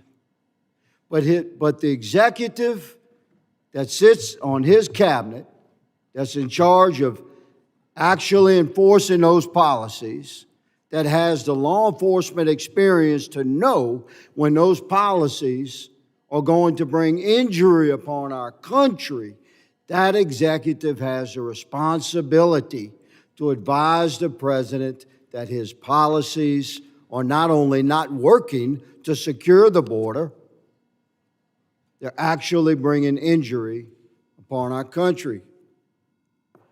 The United States Constitution is the law of the land that we swear our oath to. Secretary Mayorkas has brought generational trauma upon our country. Hundreds of thousands of American lives destroyed, hundreds of thousands dead, millions and millions, wave upon wave of human misery coming across our southern border. We're losing our country down there. My God, my colleagues, you've got to recognize this. We've got to stop this arterial bleed. It's not about money.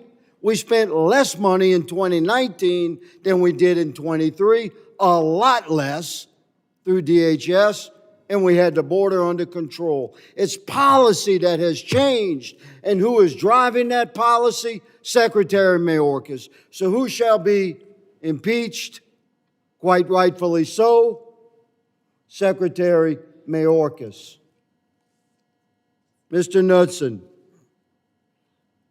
from your position, sir, and I'm sorry for what you and your people and your community and your state are going through, sir. On behalf of this Congress that has been unable to take action as of yet,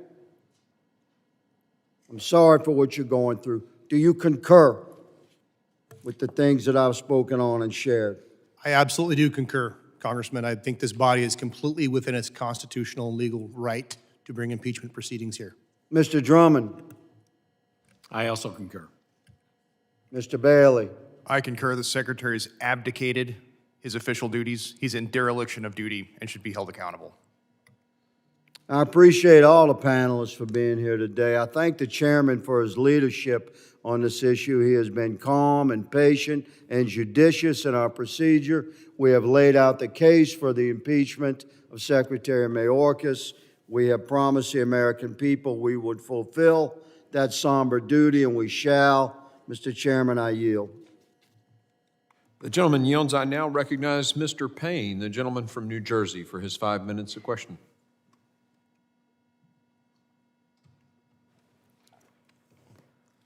Thank you, Mr. Chairman. Well, today's hearing would be a joke. And let me just put something out here in reference to fentanyl. It is something that is really damaging our country, our young people, obviously. But I remember in the 1980s, when the crack epidemic was prevalent, the First Lady, Nancy Reagan, told folks, just say no. So I think we need to incorporate that into this epidemic. Why is fentanyl killing so many of our folks? Because they're consuming it. We have to look at the demand for it as well.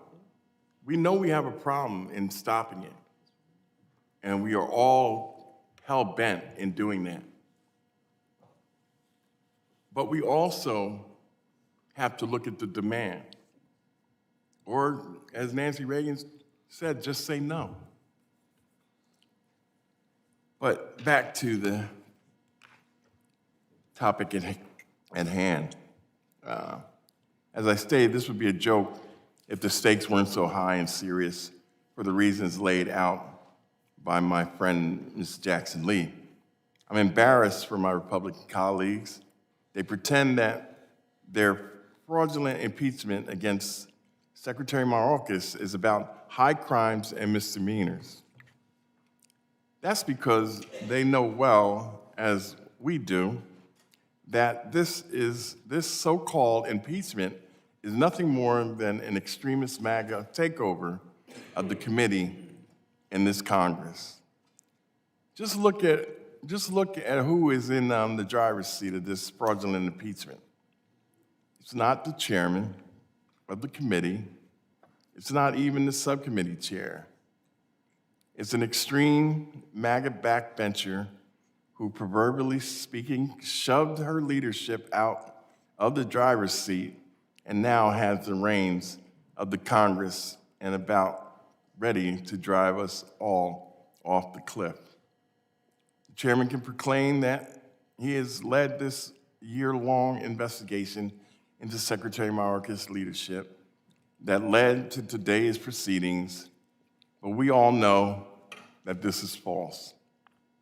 We are here because a member of Congress who believes the anti-Semitic conspiracy that Jewish space lasers coming down to Earth caused the deadly wildfires in California in 2018. Someone who has called black people like me slaves to the Democratic Party.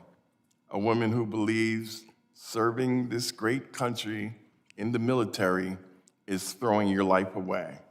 Someone who supports insurrections, who tried to destroy American democracy, who wants to defund the FBI, and someone who mocked survivors of a tragic school shooting. A member of Congress who who believes all that is brought us here. It is not Chairman Green's impeachment resolution that was referred to. This committee. Chairman Green has not even introduced an impeachment resolution. And it is not Chairman Green's so-called investigation into Secretary Mayorkas that got us here. We had an impeachment resolution before us weeks before the chairman's alleged investigation even concluded. Professor Bowman, do mere policy disputes between members of Congress and a cabinet secretary constitute impeachable high crimes and misdemeanors? Congressman, they do not. I think the conclusion is universal among those who have studied this question, has been so since the time of the founding, that policy differences, no matter how severe, no matter how heated, are simply not grounds for impeachment. Thank you. Mr. Chairman, I'd like to request unanimous consent to submit an article from CBS News titled, "Marjorie Taylor Greene Backs Off Forcing Vote on Second Alejandro Mayorkas Impeachment Resolution," dated November 30th, 2023. Without objection, so ordered. In which Representative Greene is quoted as saying, "We need to do this. We need to move forward." So I got guarantees, so we will move forward with impeachment. And with that, I yield back. The gentleman yields. I now recognize the gentleman from North Carolina, Mr. Bishop, for his 5 minutes question. Mr. Bowman, it strikes me that how much your opinion has changed in just a few years. It pointed out that in your 2019 book, entitled High Crimes and Misdemeanors, A History of Impeachment for the Age of Trump, you have this passage. No Congress since that time, referring to the impeachment of Belknap, the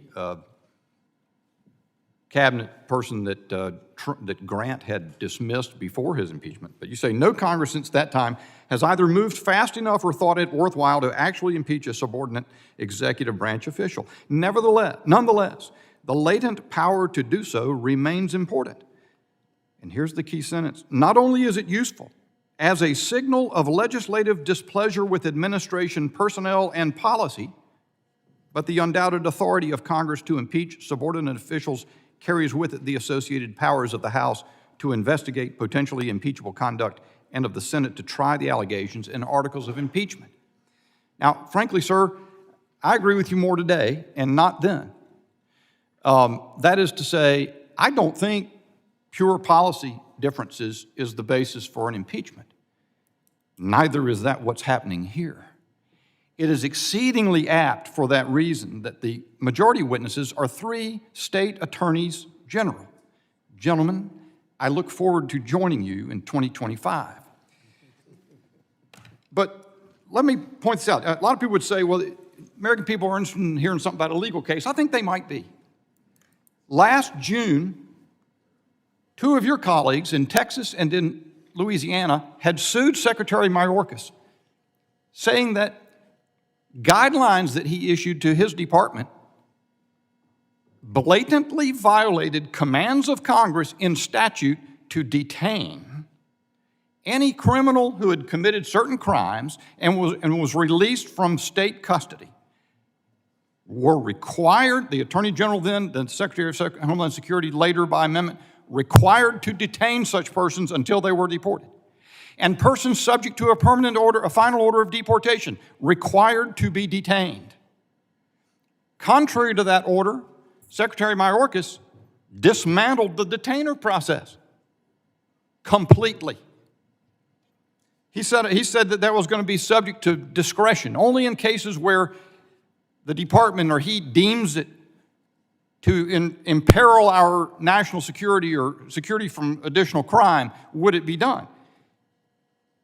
Attorneys General sued, and here's what the Supreme Court said. You don't have standing. We can't hear from you. We can't settle this. Here's what Alito said in dissent.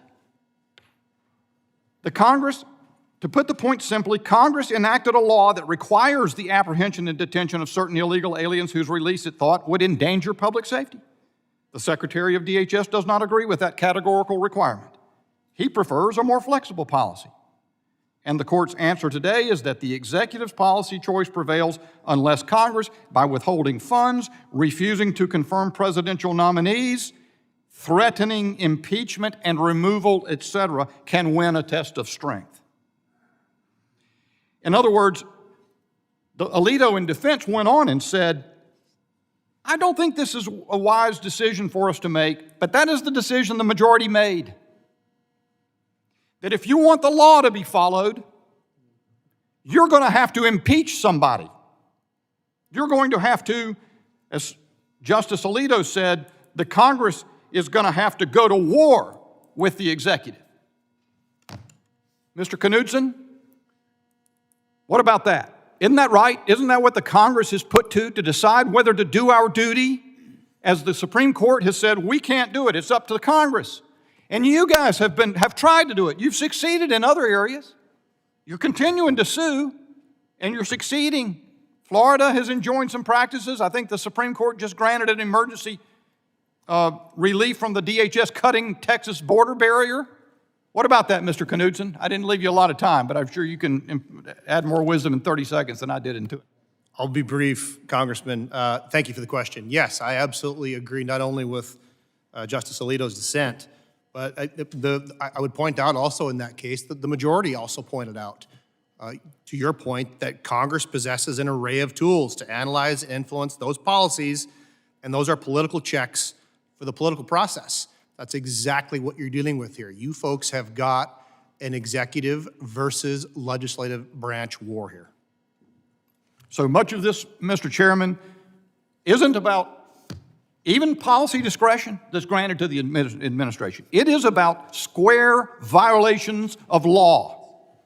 And they cannot be remedied in court. They will either be dealt with by this Congress to vindicate the rule of law, or we will surrender rule of law to a rule of man.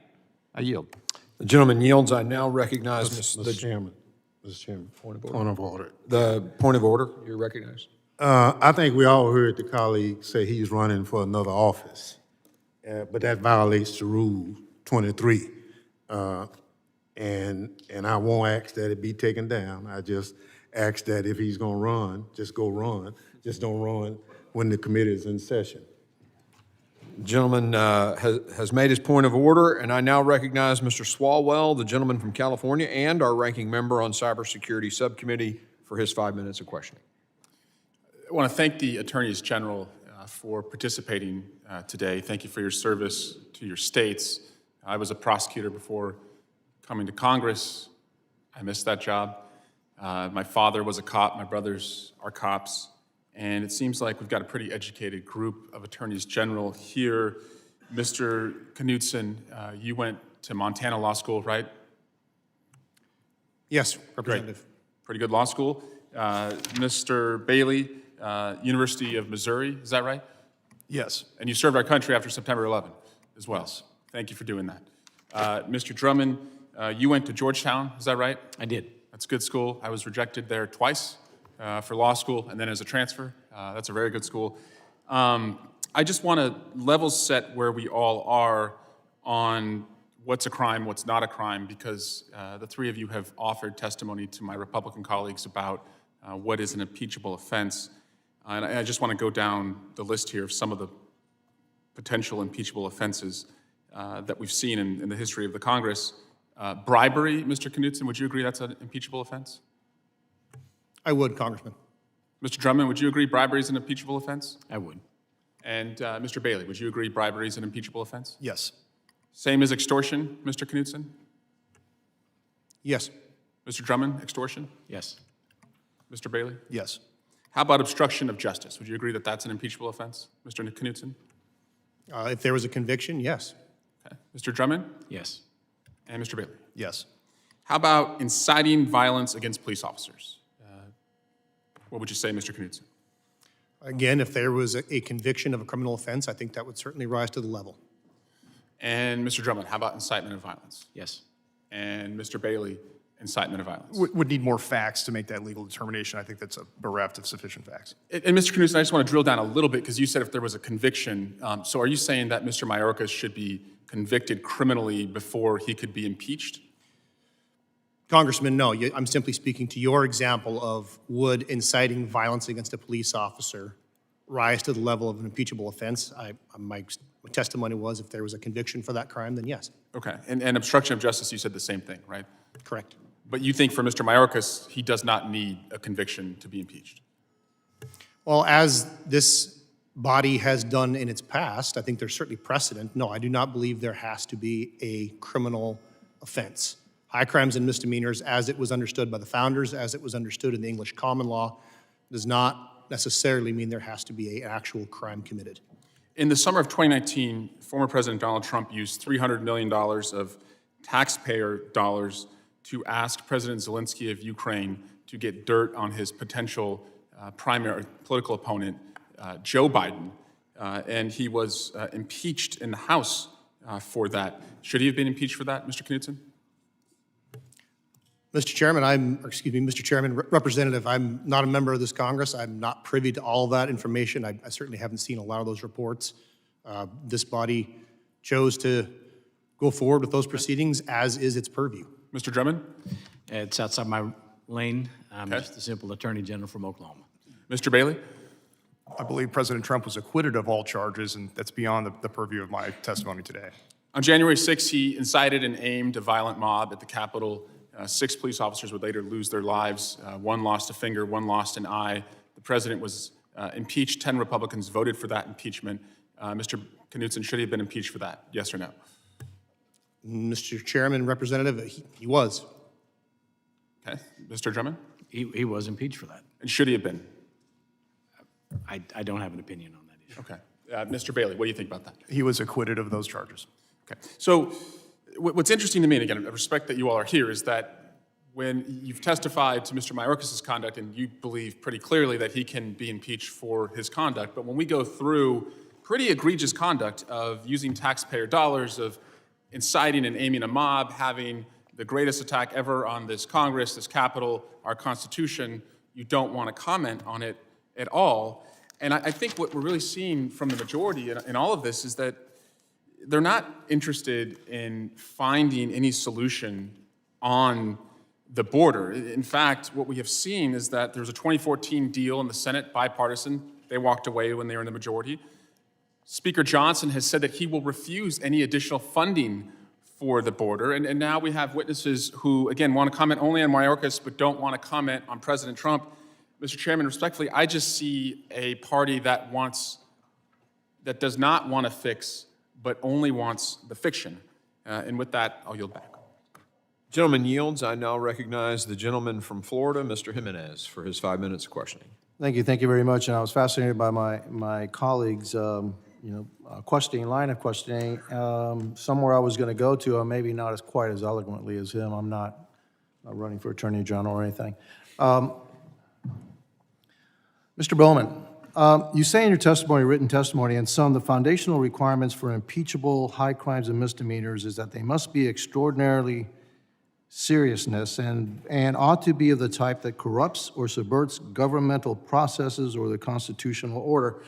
And I find that, I underline that specifically because I wanted to ask you, do you believe that the death of 200,000 Americans from fentanyl overdoses, is that extraordinarily serious? It's certainly a serious matter, and one that has to be addressed by this body by exercising its constitutional legislative powers to work with the executive branch to address the policy. The problem that you have, that you're confronting here. That's good. I'm gonna reclaim my time now that you've answered the question. Thank you very much. Okay, and then it ought to be of the type that corrupts or subverts governmental processes or the constitutional order. Now, I'm not a constitutional scholar, et cetera, but I do believe that the Constitution is set up to have three distinct branches of government. You have legislative, you have judicial, and then you have the administrative branch. And the Founding Fathers wanted a balance of power. Is that what you get from the Constitution and the Founding Fathers, what they wanted to do? The balance of power? Mr. Bowman? Indeed. Okay. And so it's up to the legislative branch to actually create the laws, and the will of Congress is supposed to be then carried out by the administrative branch. Am I off on that, or is that what the Founding Fathers thought should have happened? In general, yes. Okay. And so we have this issue of policy versus law. And if I get you right, you believe that this is a question of policy, but I don't believe it's a question of policy. I believe it's actually a question of violating the law. The law clearly states that people coming into the United States or people seeking asylum in the United States, two things happen to them. They're either detained here in country, or they're detained in another country waiting the outcome of their asylum hearing. That's what the law says. The law also says that the executive branch actually has the right to parole, but on a case-by-case basis, not mass parole. And so the Mayorkas administration, the Biden-Mayorkas administration, is actually violating both. They're not detaining people coming in, or they're not keeping them in a third country, and they're not detaining the United States, and they're also allowing mass parole, which violates the clear intent of Congress. Is it your opinion that that this is a policy issue, and that the Biden administration has the right to clearly subvert the will of Congress? My opinion, Congressman, is that disputes over the exercise of discretion by the Secretary are difficult. They're being resolved in the courts. And I must say that those disputes have not yet been finalized. Indeed, the only cases involving those disputes that have made it up to the Supreme Court have resulted in rulings in favor of the Secretary and of the President. Essentially, this is an ongoing legal and policy dispute. It is not, therefore, the kind of thing for which impeachment should be used. Well, I believe that, that we're at a crossroads here, because I do believe that we, Congress, have given way too much leeway to the administrative branch, if that's the case. This is clearly, the intent of Congress was, people coming to the border need to either stay in another country or they need to be detained, and it clearly was that parole was to be done on a case-by-case basis. Now, I don't believe that there's an issue of policy, it's an issue of violating the law. And that violation of the law has actually led to mass suffering in the United States, 200,000 Americans dying because of fentanyl overdose. And I disagree with my colleague on the other side that says it's a question of voluntarily stopping using drugs. Actually, a lot of these deaths are caused by people that don't even know they're taking fentanyl. They're thinking they're taking something else. And it's laced with fentanyl. And so, if we're down to that, where every single time that there is that the administration decides to violate the law, that we have to impeach somebody, I guess then we need to impeach somebody. And so with that, I yield my time back. The gentleman yields. I now recognize the gentleman from California, Mr. Correa. Thank you, Mr. Chairman, and I kind of agree with Mr. Godinez and some of the comments he made. Before I get into my presentation, I'd like to present a article submitted for the record titled 2023 Year in Review, Secretary Mayorkas champions department-wide efforts to save lives and prepare for the 21st century security challenges. Without objection, so moved. And I want to thank our witnesses for being here today. I'm glad you're here talking about those things that are important. You spoke passionately about fentanyl, the damage that's caused to our communities. I'm with you on that one. Back home on Main Street, a lot of deaths, a lot of pain because of fentanyl. My investigation of this issue, 90% of fentanyl, more like 95%, comes through our ports of entry. And 65% comes through one port of entry, the San Isidro port of entry. And most of that, the majority, vast majority, is smuggled by American citizens and green card holders. That's why I support additional funding for our ports of entry. Technology, more personnel, more drug-sniffing dogs, more technology.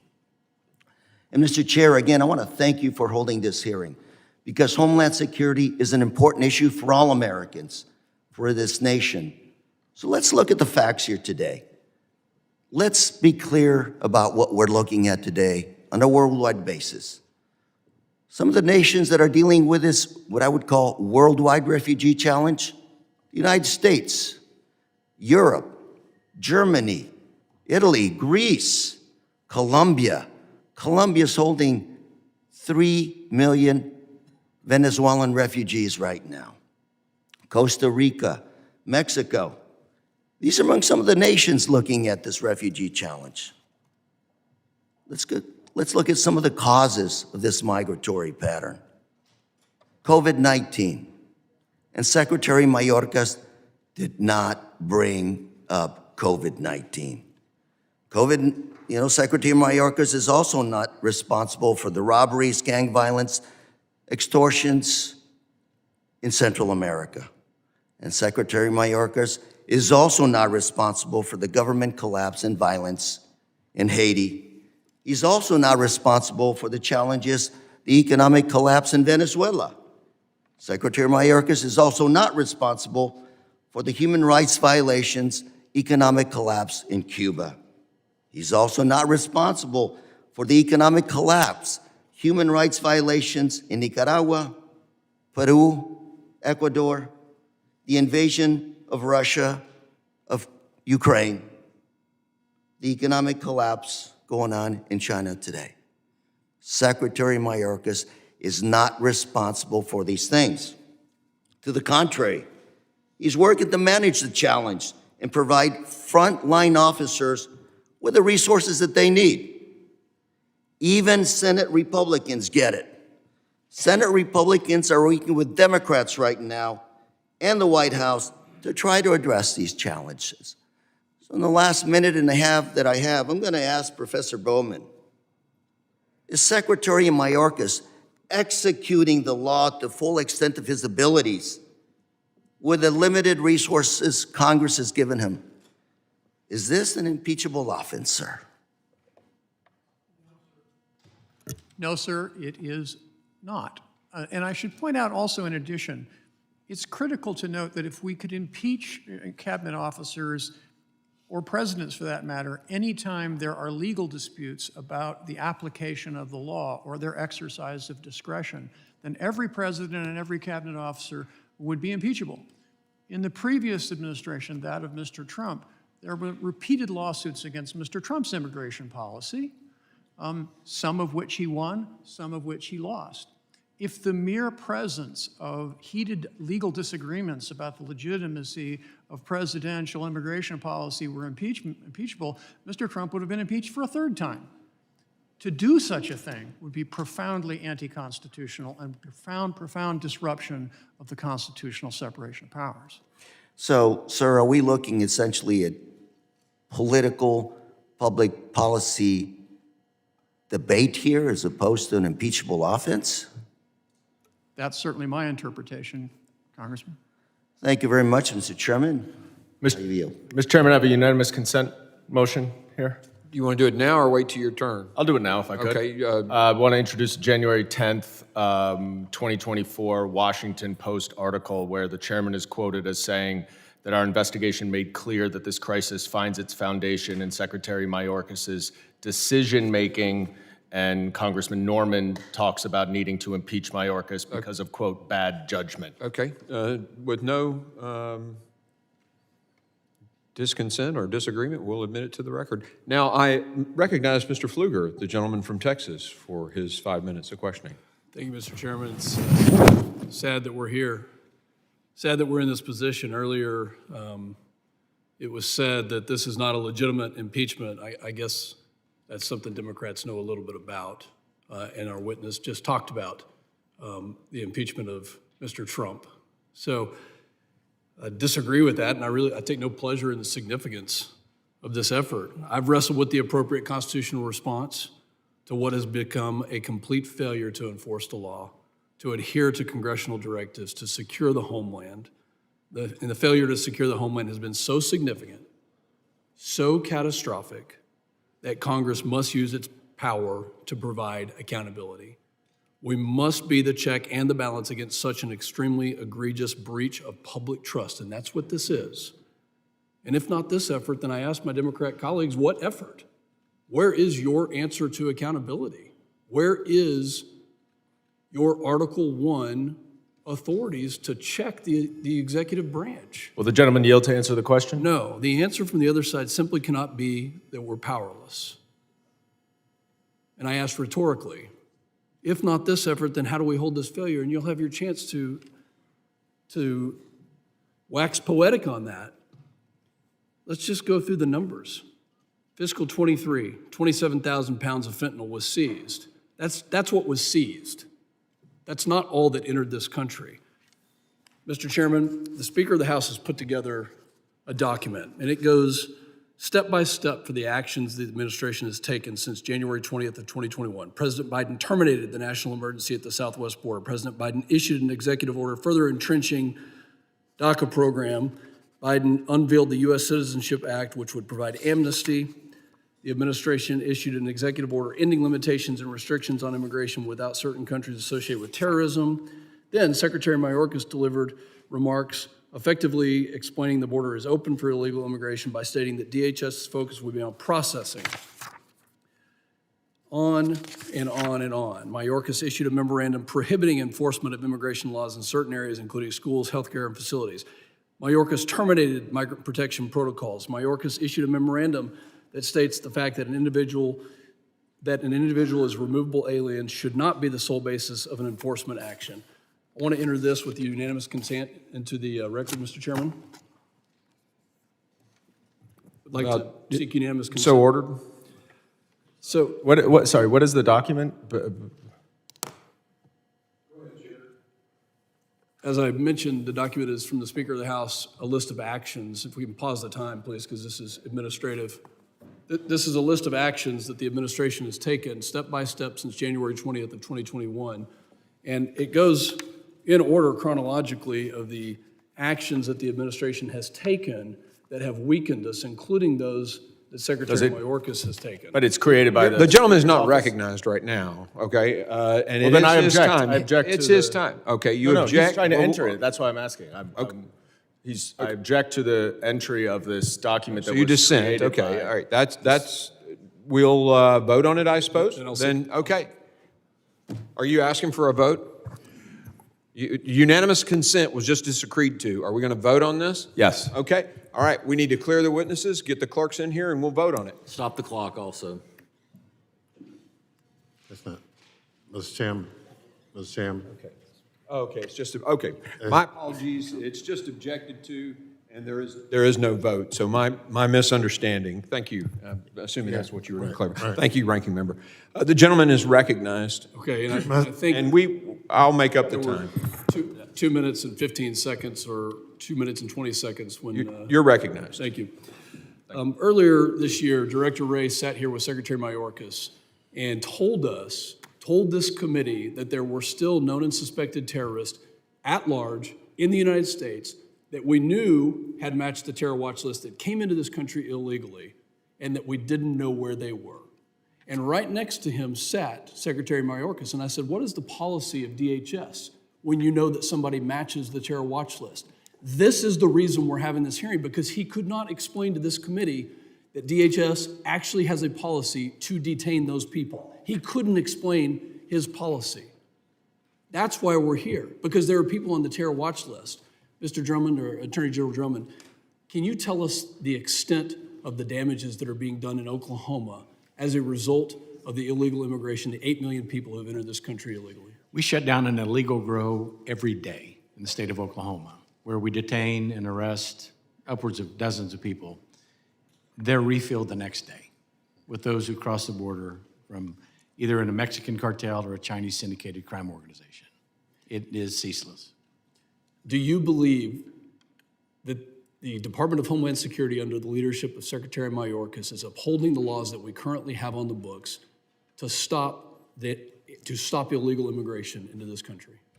I think that there is a failure to enforce the laws on parole, removal requirements, detention, and the like. I couldn't agree more.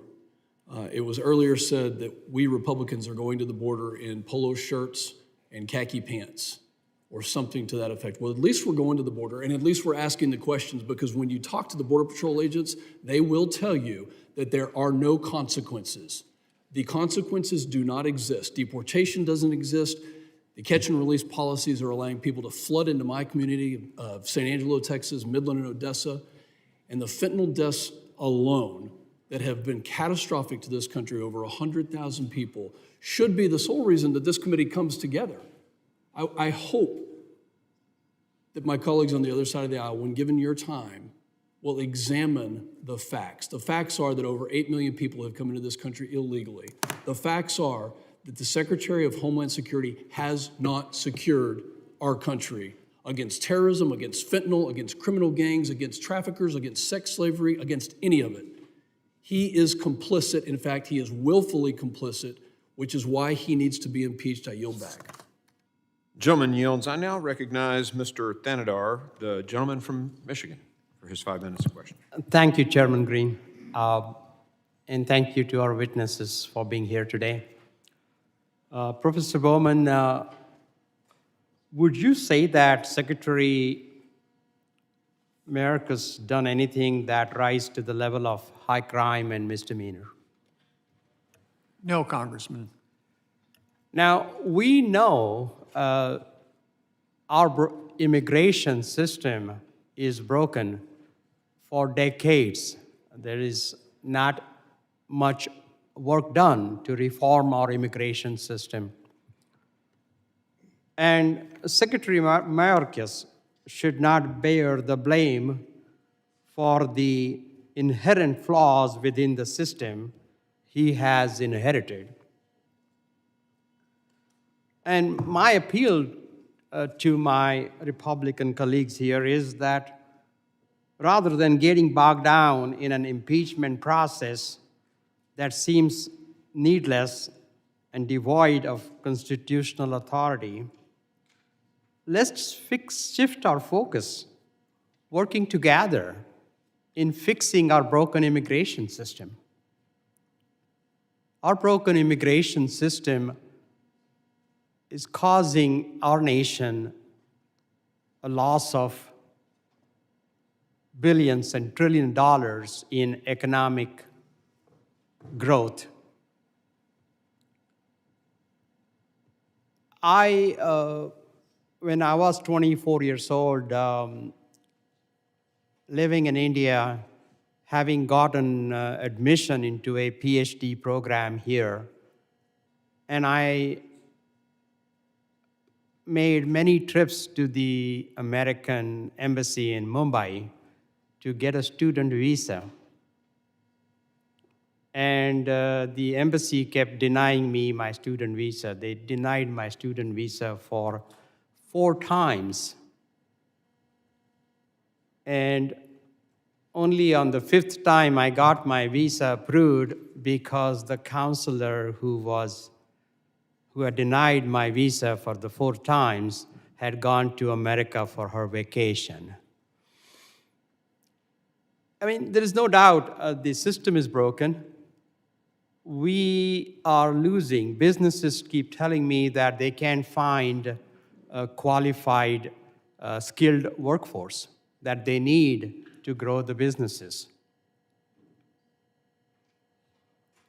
Australia and Canada has taken advantage of our broken immigration system to attract highly skilled workers that our businesses need to grow and stay on top of innovation. We know immigrants are 60% less likely to be incarcerated than their native counterparts. I just want to take this time to appeal across the aisle to let us spend our energies and our constitutional authority to solve the problems, to fix the broken immigration system that we have not dealt with for decades. And let's not blame the Secretary for our broken immigration system, but let's fix it to help our economy, create jobs, and make things better for all. Thank you. The gentleman yields. I now recognize the gentleman from New York, Mr. Garbarino, for his 5 minutes of questioning. Thank you, Mr. Chairman. Thank you to witnesses for being here today. You know, I've heard a lot of the statements coming from my colleagues, and they're acting like we've come here on a whim. We're not here on a whim. This is, you know, we haven't come here lightly, this hearing today. There have been problems at the border for years, and now every state in the nation is seeing those effects negatively. I just look at my own state in New York and the costs of dealing with the crisis at the border. And we have been begging the administration to do something for years. Nothing has been done. We're not here on a whim. Something has to be done. So that's why we are here we are. If leadership can't follow the laws of the land, follow the laws of the land. It's not just policy. There's laws. There are laws on the books, and they are being ignored right now by the current administration and the current secretary. If they can't follow the laws that are on the books, we need to find someone who will. So I think we have taken the time and necessary steps to arrive here in a proper manner. It's taken a while, and our country has been at disservice because of that. It's taken so long. But we're here today, and I appreciate you all being here. And I'm going to start with Mr. Attorney General Drummond. You've described Oklahoma's challenged with the explosion of unlicensed and illicit drug manufacturing in the state following Secretary Mayorkas becoming the leader of Homeland Security. Can you describe more about the challenges of Oklahoma law enforcement faces in confronting this illegal activity, especially for rural police and sheriff's departments who have limited resources? Let me give you a tangible example, Representative. One recent drug bust at an illegal grow operation, our agents were processing those who were committed felonies and detained, and those that were simply being trafficked in labor and sex. And one of those was identified as an individual on an HSI detainer for illegal entry. He was supposed to be in Flushing, New York. He was supposed to have on an ankle monitor. When we contacted the field representative and HSI, they said, you know, charge him with a felony, we'll come pick him up. But he, in fact, had not committed a felony. Then we were instructed to say, please direct him to turn himself in to the nearest HSI field office. And so we did that and let him go. That happens day in and day out across Oklahoma, where we don't have the resources afforded to detain those that we know are illegally in the state, committing crimes or complicit in the committing of crimes. You would like to, in New York, we have laws that actually direct that they automatically be released, and we see crime after crime after crime be committed by the same person. And in New York, big state like New York, you think we'd have the ability, we do have the ability to keep people in prison and stop crimes from happening. Our laws direct us not to, but at least in Oklahoma, you would like to be able to make sure that these criminals are not released back out. Now New York has one fewer. We haven't. Good.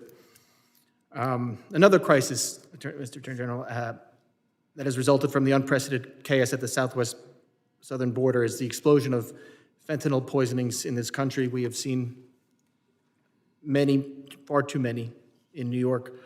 From 2018 to 2022, Oklahoma experienced a 735% increase in fentanyl deaths, according to the Oklahoma Bureau of Narcotics. Oklahoma has a unique status, sitting just north of the Texas and right along major routes away from the southwest border for both drug and human smuggling. Can you talk about how the fentanyl crisis over the past few years has impacted your state? So we, with the legalization of marijuana in Oklahoma, it's not become the drug of choice to cross the border. Fentanyl is now the drug of choice. And I take exception with the representative who said it is just to say no. It is a crisis in which we find fentanyl laced in many drugs, such that we instruct our young children to test every pill. If you think you're taking a pain pill, it's probably laced with fentanyl. And we can trace those back to the porous border through which the fentanyl product comes in concert with the Mexican cartels and the Chinese syndicated organizations. This is for any of the attorney generals. We get a lot of unaccompanied alien children in New York. Have you witnessed in your state these children being used for purposes of sex trafficking or other forms of exploitation? Anyone can jump in and grab it. I will jump in quickly with an example. We busted a grow in northwest Oklahoma City, and in which there were two minor young women from China that were being sex trafficked. And we have intercepted communication in mainland China where they're effectively posting jobs to come to Oklahoma, quote, as massage spa, quote, able to endure hardships, quote, good hygiene. And yet these young women are being exploited, and we don't have a remedy to take care of them. And quickly, I know. Missouri now ranks 4th on the list of the states with the highest rates of human trafficking.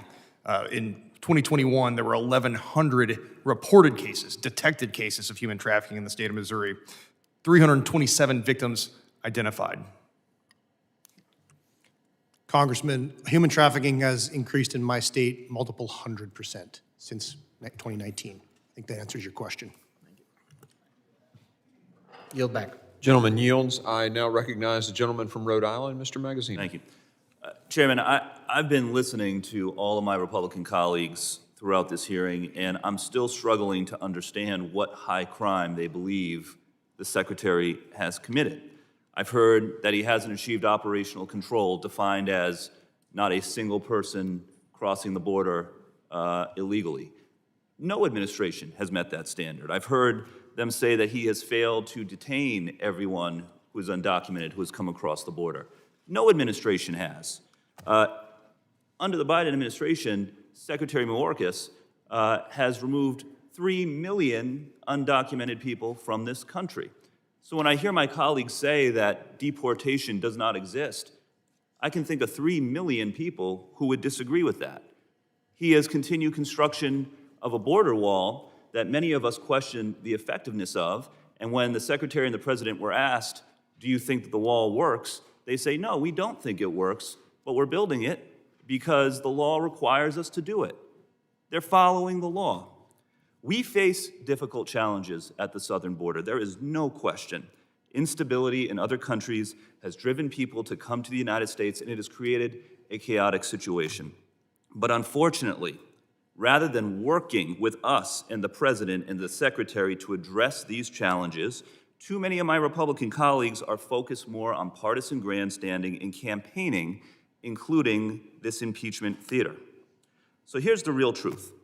President Biden and Secretary Mayorkas have taken steps to try to secure the borders, but House Republicans have tried to obstruct them every step of the way because they want a campaign issue more than they want to fix the problem. Here are the facts. In 2022, Democrats passed and the President signed $86 billion for enhanced border security, more personnel, more funding for ICE, additional technology. 200 House Republicans voted against that funding, including every single Republican member of this committee who was in office at the time. This year, in 2023, House Republicans passed their so-called Limit, Save, Grow Act, which would have cut the Department of Homeland Security's budget by 22%, eliminating 2,400 CBP officers. Every Republican member of the House voted for that bill, a 22% cut. The Republican Limit, Save, Grow Act, I guess, is to limit Border Patrol and grow chaos. This past year, President Biden requested $84 million in his budget to help states and cities with the costs associated with incoming migrants. House Republicans proposed cutting that funding to zero. So to the state officials who are here, who are coming from states that are having challenges with the migrant crisis, I've got bad news for you. Our Republican colleagues are trying to zero out the line item in the budget to help states and cities. I'm a former state treasurer myself, and that is deeply, deeply distressing. And of course, most recently, in October, President Biden requested $14 billion in supplemental funding for border enforcement. That would add 1,300 Border Patrol agents, 1,000 CBP officers, but House Republicans have not called a vote on this funding. And they'll say, well, there's other things in it that we don't like. You know, there's a growing pro-Putin wing in the House Republican caucus that doesn't like Ukraine funding. They don't want more asylum judges, even though that's part of how we solve the problem at the border. Fine, call a vote on the parts that you do like. The CBP agents, Border Patrol. You've been sitting on it for 3 months. If you really, truly cared about solving the problem, you would call a vote. Instead, they've been sitting on it for 3 months, then went on vacation for a month, while Secretary Mayorkas was meeting with Senate Republicans and Senate Democrats to try to come up with a border plan. And House Republicans were MIA. And I know what my colleagues are going to say. They're going to say, well, we did H.R. 2. We are trying to do something. Don't forget what's in H.R. 2. All right? H.R. 2 would require nonprofit organizations to verify the citizenship of the people they were serving, or else they would risk losing their federal funding. It would request coffee shops all across the country, small businesses, to do citizenship checks of their employees. Zero out the funding for legal assistance for minors, so that once again we'd have 5-year-olds going into court and standing in front of judges with no lawyers. And we tried to negotiate with them. We tried to put in amendments to make that bill better, but of course they wouldn't work with us. So let's not forget what's really going on here. The Secretary is trying to do his job. House Republicans have been obstructing him every step of the way and are now trying to impeach him because this is about politics for many of them. It is not about solving the problem at the border, which is what we should be doing. With that, I yield back. Gentleman yields. I now recognize the gentlelady from Georgia, Ms. Green, for her 5 minutes of questioning. Thank you, Mr. Chairman. I'd like to bring up that nothing spells impeachment theater, unlike the last impeachment of our former President of the United States. Donald J. Trump. That was quite a political sham impeachment. But today we're talking about a real impeachment that needs to take place. There have been over 20 occasions that Secretary Mayorkas has claimed that the border is either closed or secure, starting even back in 2021, when he is on record stating the border is secure, the border is closed. Again, the border is closed, the border is secure. He stated to Fox News' Peter Doocy, the border is closed. Then he stated again to Congressman Pfluger here on this committee. Congressman Pfluger asked him, said the border is secure. We are executing our plan, as he stated to Congressman Pfluger. Secretary Mayorkas said, I have been very clear and unequivocal in that regard, Congressman. The border is no less secure than it was previously. He also stated to Congressman Michael Guest on our committee, when he was asked by Congressman Guest, do you maintain today, in light of the statements made by Chief Ortiz, that the border is secure? Secretary Mayorkas replied, Congressman, I stand by my prior assessment because indeed I define it as maximizing the resources we have to deliver the most effective results. His results have been quite effective. Here are some of Secretary Mayorkas's effective results. Approximately 10 million illegal border crossers from over 160 countries have invaded the United States since President Biden took office and Secretary Mayorkas started his job. This is a number combined with over 8 million encounters and over 1.8 million gotaways. In September 2023, over 341,000 illegal border crossers invaded our country, surpassing all national records. Secretary Mayorkas is bringing the results. In fiscal year 2023, there were over 3 million illegals who invaded the border, the highest number of yearly illegal alien encounters in U.S. history. That far surpasses those that were supposedly deported. There have been approximately 73,000 special interest aliens arrested at our border. Those are the ones that we know of, ladies and gentlemen. There's over 1.8 million gotaways, and we have no idea how many in that 1.8 million or more are terrorists, are from terrorist nations. We don't know where they are, what they're doing, and what their plans are for the United States of America, including the states that you're working very hard to protect. These are some impressive results. Most impressive for American taxpayers is the total federal expenditures, and this is just in 2023, stands at $66,449,136,000. But let's talk about total state and local expenditures. Stands at $115,608,730,000. The total national expenditures for border crossers for 2023 stands at $182,057,865,000. That is an unbelievable expense for the American people and the American taxpayers. And what are the results from Secretary Mayorkas' job performance? He's violated the Secure Fence Act of 2006 by not maintaining operational control of our border. He's violated the Immigration and Nationality Act. He has violated the INI by implementing catch and release policies when federal law specifically mandates the detention and removal of inadmissible aliens. He's violated the INI. He's violated the guarantee clause set forth in Article 4, Section 4 of the Constitution, which requires the federal government to protect states against invasion. And I'd like to just finish with asking each one of you, in your position and your experience and the problems that each of you are dealing with, do you believe that Secretary Mayorkas' actions and refusal to enforce the laws warrant impeachment? Absolutely, Congresswoman. He has failed to perform and is culpably inefficient, yes. The Secretary is acting in violation of the law and constitutional order. Thank you very much. I yield back my time, Mr. Chairman. The gentlelady yields. I now recognize Ms. Ramirez from Illinois for her 5 minutes of questioning. Thank you, Chairman.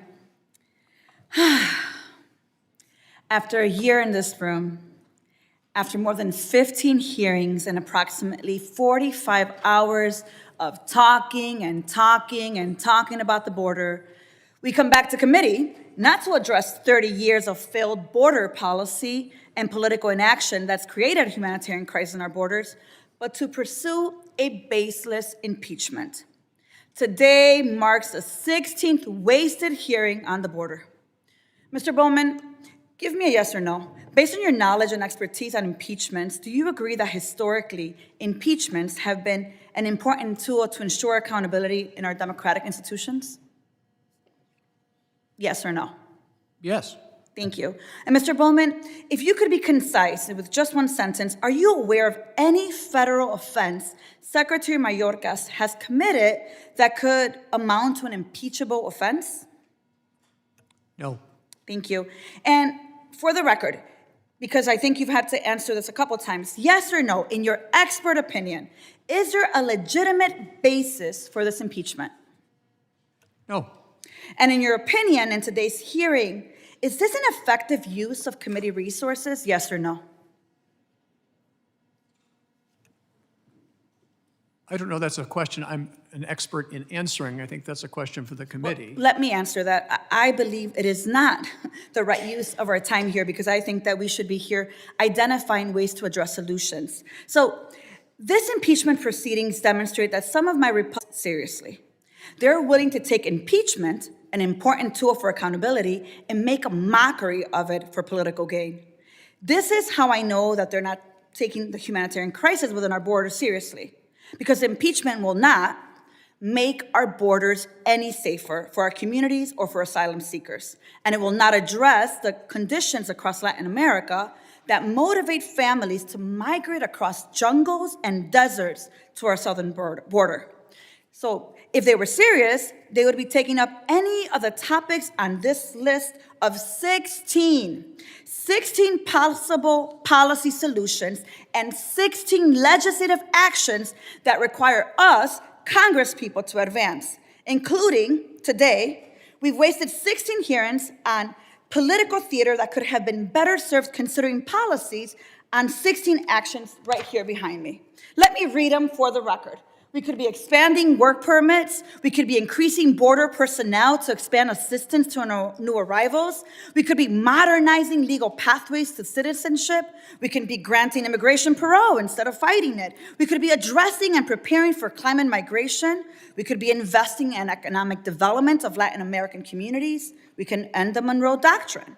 We can allocate resettlement funding for displaced populations. We can lift and reform time-based immigration bars.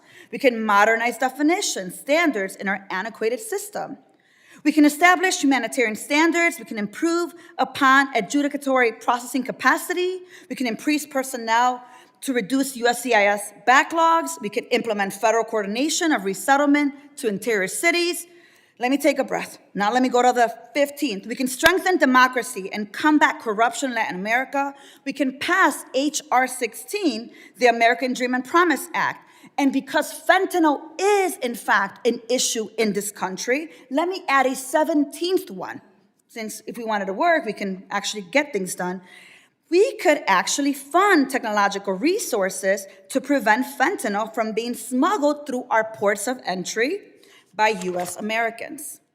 So let me say to you, as a proud daughter of immigrants, the wife of a dreamer, and the representative of Illinois 3, I'm here to get things done. We have to get serious about addressing every policy opportunity listed behind me today. We could start by expediting work permits, because let's just be honest. To me, Congress, this institution, this chamber represents a sacred responsibility to come together to realize the solutions and problems impacting our constituents. And let me tell you, the persecution of immigrants and Secretary Mayorkas is not going to change the price of milk in your district. It's not going to address the shrinking tax base in your district. And it's not going to fill the vacant positions of industries in your local businesses. Action will. Action will address the historic labor shortage. It will increase our revenue through taxes. It will reduce supply and distribution chain challenges, and it will grow our GDP by $1.7 trillion over the next decade. So if we are serious to address this border issue, then let's actually get to do the work that addresses border policy. Because policy in action speaks louder than the 16 hearings and the 48 hours of talk and sound bites and photo ops at the border. I have been to the border. My mother crossed it. I was there with her. I am serious about the work we can do here. Are you? Thank you, Chairman, and with that, I yield back. The gentlelady yields. I now recognize the Vice Chair of the committee, the gentleman from Mississippi, Mr. Guest, for 5 minutes of questioning. Thank you, Mr. Chairman. And before I begin my question, I have something I'd like to submit for the record. Mr. Chairman, I'd like to submit for the record a post from January 15, 2019, titled "The Case for Impeachment of Donald Trump, Part 3, written by Mr. Bowman, one of our witnesses today, in which he takes a very highly, a view of impeachment in which he says that then President Donald Trump could be impeached over foreign policy differences. And I quote from that article, it said, "Surely we can impeach a president for needless shattering a basket of good treaties and entire intricate web of foreign relations they support. Consider Mr. Trump's rolling destruction of America's foreign policy." And goes on to say there's powerful evidence that the framers included conducts damaging to the U.S. policy, a category of impeachable behavior. I think that contradicts the testimony that we've heard here today, Mr. Chairman, from Mr. Bowman, and so I would like to submit this article for the record. Without objection, so ordered. Thank you, Mr. Chairman. To our witnesses, thank you for being here today. We see the numbers on the southwest border continue to grow exponentially each and every day. As our attorney generals know, you are more aware of these numbers than we are because you deal with the after effects. Those 300,000 that came across the border just last month, many of those will end up in your communities. Your testimonies, as I've read them, says that your communities, your states, your cities, that you'll be responsible for housing, for feeding, for educating, for health care. You talk about the strain that this is going to be placing on the criminal justice system. And then you also talk about the total lack of response from our federal government. And so first I want to apologize to you that you are not getting the help that you need from the federal government. And the help that you need is not us sending you money after these immigrants have come into your community. The help that you need is us stopping the immigrants from coming across the border. What we saw is we need policies similar to what we saw under the previous administration, where we were able to stop immigrants from coming across the border. The last two witnesses on the other side try to place blame on this on the Republican Party, that we need to be doing more. And I know that our attorney generals know, and I hope those watching on television know, that this Republican Party has done our part. We have passed H.R. 2, the most comprehensive immigration package that has been made through at least the House of Representatives in decades, would substantially overhaul the crisis that we see.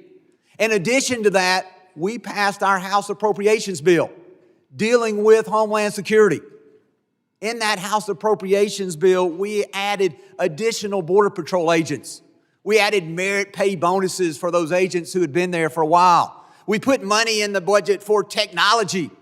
And we even said, hey, we got to get back to building the wall. Something that I think many of us will agree has to be a part of that comprehensive package. And so for my friends across the aisle who want to place the blame on Republicans that we haven't done anything, look at our bills that are sitting over there on Chuck Schumer's desk that he's not taking up in the Senate. As they continue to sit there, as they continue to fiddle, Rome burns. And you are having to deal with the aftermath of that. And so I have a question for you, and Marjorie Taylor Greene talked a little bit about this. We've repeatedly had the secretary here. He's come here time and time and time again.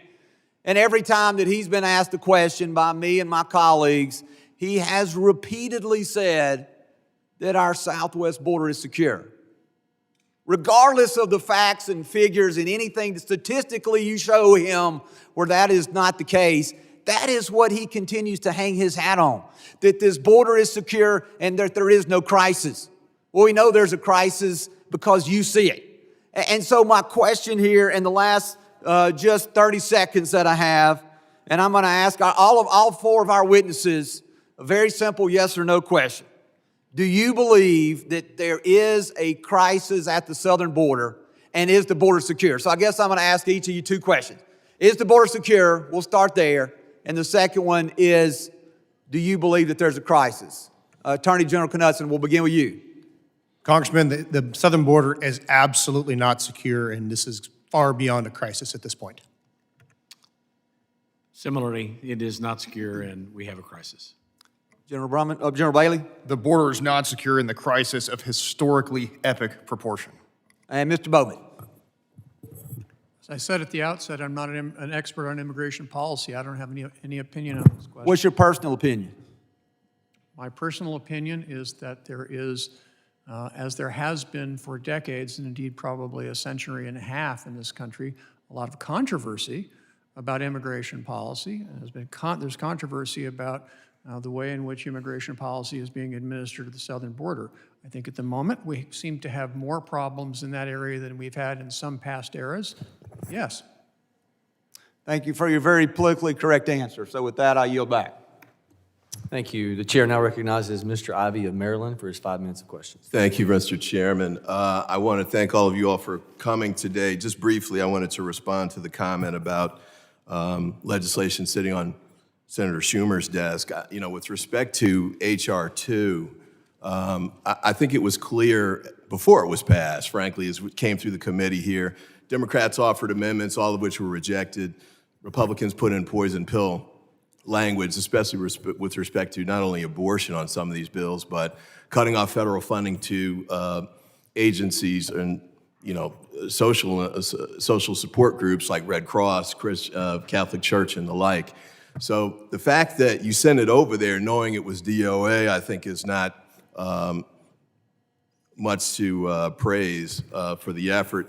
But more importantly, although Speaker Johnson sent all of us home 3 weeks early, the Senate stayed, and the Democrats and Republicans were actually working on bipartisan legislation to try and address the border crisis, working with the White House and, yes, Secretary Mayorkas to try and find an agreement.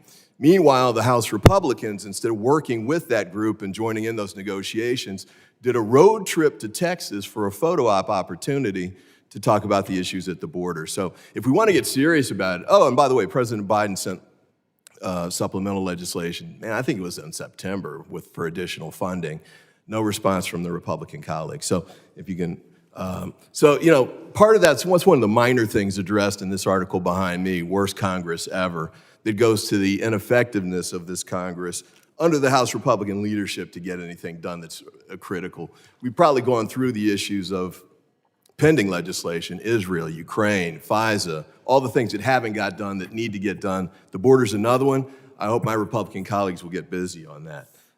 With respect to the actual issue of impeachment from a legal standpoint, I went through the testimony that the generals provided. I only saw 2 paragraphs in all 3 of your testimony with respect to that, and none of it actually spoke to the language in the Constitution with respect to treason, bribery, high crimes, and misdemeanors. And I thought that was interesting. You know, Professor Turley, who is not necessarily my favorite, but Republicans seem to like him. He testifies a lot. In fact, at the opening hearing for the impeachment hearings against Joseph Biden, the Oversight Committee leadership called 3 experts to testify. Turley was one of the 3. And one of the things Turley said, like he's saying here, is that there's no basis for impeachment. His taking this position with respect to Secretary Mayorkas, and you know, the fact that none of the witnesses that have been called today by the Republicans actually have that kind of experience with respect to impeachment and expertise, and I thought was interesting. I'll add this too. You can put it down. We want to add to the record a couple of documents. One is the Turley letter, which I'll offer in a moment. But the second is a letter, an op-ed that was written by Joshua Matz and Norm Eisen, who are former members of the House Judiciary Committee who've actually worked on impeachment hearings before. And they talked about the absence of evidence to support impeachment here. And a couple of respects that I think are important that we go through. One is the issue of maladministration. So the framers, when they put the provision, and they went through different iterations of it, but they ended up with the language they've got, but excluded a term like maladministration so that we wouldn't have impeachment hearings for policy differences. Because, and this is James Madison, if we did that, the Senate could be picking and choosing and throwing out people. Just on policy disagreements, we should leave that to the president. The president gets to make a selection, pick his cabinet or her cabinet, hopefully one day, and make the decisions on who should be ruling there. The issue here, and that's pointed out in the Eisen letter, and with respect to the group of professors led by Lawrence Tribe and others who point this out, this is just a maladministration dispute. My colleagues over here are talking about the borders run amok and all of that, and I hear that point, but that's just a policy difference. In the testimony that was given, points about bribery, treason, crime, high crimes and misdemeanors don't seem to have been made. There's no legal violation, there's no criminal act, there's no basis that the framers were looking for to remove a cabinet member from office. That's a very serious step. And by the way, I got a printout of all of the impeachment legislation that my colleagues have put together. I think Ms. Taylor Greene alone just has 8 impeachment resolutions in this Congress, 8. 3, I think, against Secretary Mayorkas. So if we're going to be serious about this, let's try and get to the issues with respect to the actual legal piece. And I apologize, Mr. Chairman, but I'll conclude there. And I look forward to actually having a debate and experts who can speak to this from expertise or scholarship on the issue of the standard for impeachment. The gentleman yields. The chair recognizes the gentleman from New York, Mr. Lalota, for his 5 minutes of questions. More than any other cabinet secretary in America's history, Secretary Mayorkas is failing America. But don't take my word for it. 68% of Americans disapprove of the Biden administration's handling of the southern border. 68%. 75% of Americans see the border situation as either a crisis or a serious problem. 75%. So while our country is divided on so many policy issues, there is overwhelming support from across America for Secretary Mayorkas to finally secure our southern border. 68% and 75%. Yet, the administration and my colleagues from the other side of the aisle won't change their border policies. Secretary Mayorkas won't change his policies or approach. The administration won't reinstate Remain in Mexico, and blue cities won't repeal their sanctuary city policies. Secretary Mayorkas won't change his border policies, all while tens of thousands of Americans are dying from the fentanyl being smuggled across his open border. Secretary Mayorkas won't and can't properly vet the tens of thousands of migrants he is paroling into our country from nations with whom America is adversarial. So here we are. So what do we in this Congress do when somewhere around 75% of our constituents, and by the way, from blue districts and red districts and purple districts, want accountability? 75%. What do we do when tens of thousands of Americans are dying? What do we do when potentially hundreds of terrorist sleeper cells are being hatched every day inside of America's borders? What do we do? Do we do nothing? Do we wrap ourselves in some sort of bureaucracy and find some sort of legal reasoning not to do anything? Or do we act? And let me state quite clearly that I do not take impeachment lightly. Impeachment is meant for the most serious, grave circumstances when there is a true failure and willful dereliction of duty has occurred. And in this case, Secretary Mayorkas has committed 3 specific violations which warrant impeachment. He has neglected his duty to secure our border. He has abused his power to exercise proper discretion over America's immigration process. And Secretary Mayorkas has breached America's public trust. And no matter what the Secretary or the President say, the numbers speak for themselves. Since President Biden has been in office, there have been 4.5 million migrant encounters at the southwest border, in addition to over 1.2 million gotaways who evaded U.S. Border Patrol agents in the last 2 years. Those numbers are larger than the population of Los Angeles, the second largest city in the United States. And let me be abundantly clear, this is not the failure of the hardworking men and women who are out there every day in the front line of this crisis.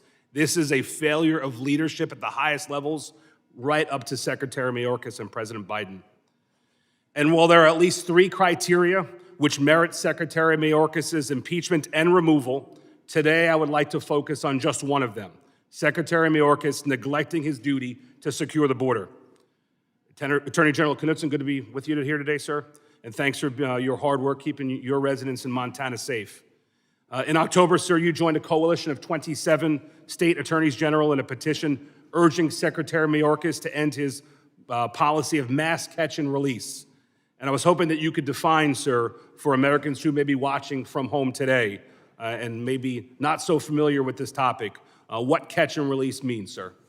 Thank you, Congressman. I can. So, generally speaking, Congressman, under 8 U.S.C. 1225, the law is very clear. The Secretary has a duty to detain every single alien that enters the country.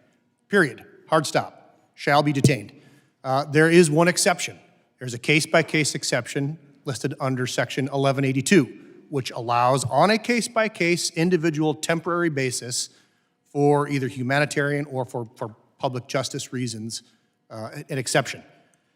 Under Secretary Mayorkas' direction, that basically has been turned into not a case-by-case analysis, but rather a mass catch and release, where those individuals are no longer given an individual investigation, an individual notice to appear in front of a judge. They were given a notice to report.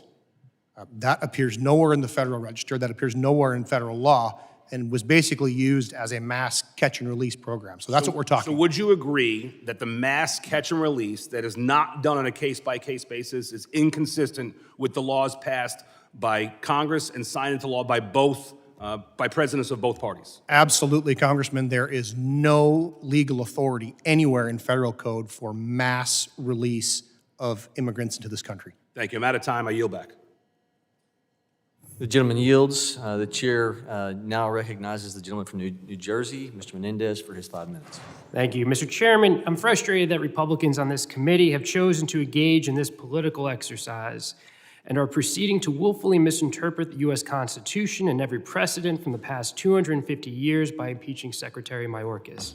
Last week, one of our Republican colleagues said he was not likely to support any compromise border bill because, quote, "I'm not willing to do too damn much right now to help a Democrat and to help Joe Biden's approval rating. I will not help the Democrats try to improve this man's dismal approval ratings. I'm not going to do it. Why would I?" End quote. Why would he? Because we need to work together to address the critical issues that our committee has jurisdiction over. Because we owe it to our constituents and our communities to meet this moment. But that's not what this hearing is about. Because when you talk about approval ratings and not wanting to help Democrats, not wanting to help this administration, not wanting to help our president, you undermine the seriousness of what is being discussed today. And you make clear what this has always been, political pursuit. Speaking of politics, I have a few yes or no questions for the 3 attorney generals here today. You are all elected officials, is that correct? Yes. I was appointed to my office subject to election by the people. Understood. And you are all Republicans, is that correct? Yes. And lastly, in 2016 and 2020, President Trump won in the states that you serve as Attorney General of? Yes. Yes. So it's fair to conclude that it's politically beneficial for you to be supportive of the former president and his policies and oppose President Biden's policies, as is the case for all of our Republican colleagues here on this committee. But constitutional law is clear on this point. Policy, political differences are not appropriate grounds for impeachment. Mr. Bowman, is that correct? Yes or no? It is. Thank you. House Republicans have said they will not support, quote, "another dime," end quote, for DHS until the enactment of H.R. 2, their extreme anti-immigrant border bill that would severely restrict our legal immigration system, a bill that would endanger migrant lives by denying asylum seekers their legal right to seek protection in the United States, and reinstating dangerous policies that force migrants to remain in unsafe conditions, such as remain in Mexico. But Republicans know that H.R. 2 is so cruel and unworkable that it will never become law. But that's what they use to say we're doing something here. That's what we're doing on this committee in this Congress. Instead, Republicans could support President Biden's request for funding for more CBP officers and fentanyl detection technology to increase CBP's capacity to identify bad actors and drugs at our southern border. But no, they won't support this funding or any solution that would help this administration carry out border security efforts because it would weaken their political talking points. That's been their strategy this entire administration. In this committee, we have real opportunities to work on substantive issues together across the aisle. Instead, my Republican colleagues are distorting this committee and its mandate to safeguard our nation's homeland security into a vehicle for false narratives about migrants and the border. Professor Bowman, let me ask you a question. Is it appropriate to impeach Secretary Mayorkas because of policy disagreements? No. Is it appropriate to impeach Secretary Mayorkas because Republicans refuse to properly fund DHS and allow him to do his job? Well, I don't want to characterize the actions of the Republicans, but certainly you don't impeach. We'll take your people for first part of the disagreements about answer. politics. Professor Bowman, is it appropriate to impeach Secretary Mayorkas because Republicans would rather narrate a crisis to score political points than work with the administration to strengthen the security of our border? It's certainly not impeachment. It's certainly not appropriate to impeach a cabinet officer over political or policy disagreements. I agree. Attorney General Drummond, thank you for your testimony, your written testimony. I went through it. I appreciate it.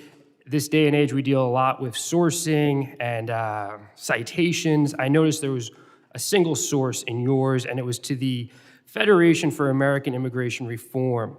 Are you aware that the Southern Poverty Law Center has designated the Federation for American Immigration Reform as a hate group whose leaders have ties to white nationalists? I'm not. Yeah, completely understandable. I will just let you know that a lot of the sources that have been used in all this investigative materials and reports that have been put forth by the majority have relied on far-right, anti-immigrant think tanks and groups that are not aligned with what I believe our country's morals and values are. And that's a problem with a lot of the reports that this hearing, that this impeachment process and procedure has been based on. And that's where this all falls apart for me. I really wish we were engaging in a thoughtful exercise. I really wish we were trying to solve some of the challenges that we're facing, but that's not what today is about. And with that, I yield back. Gentleman yields.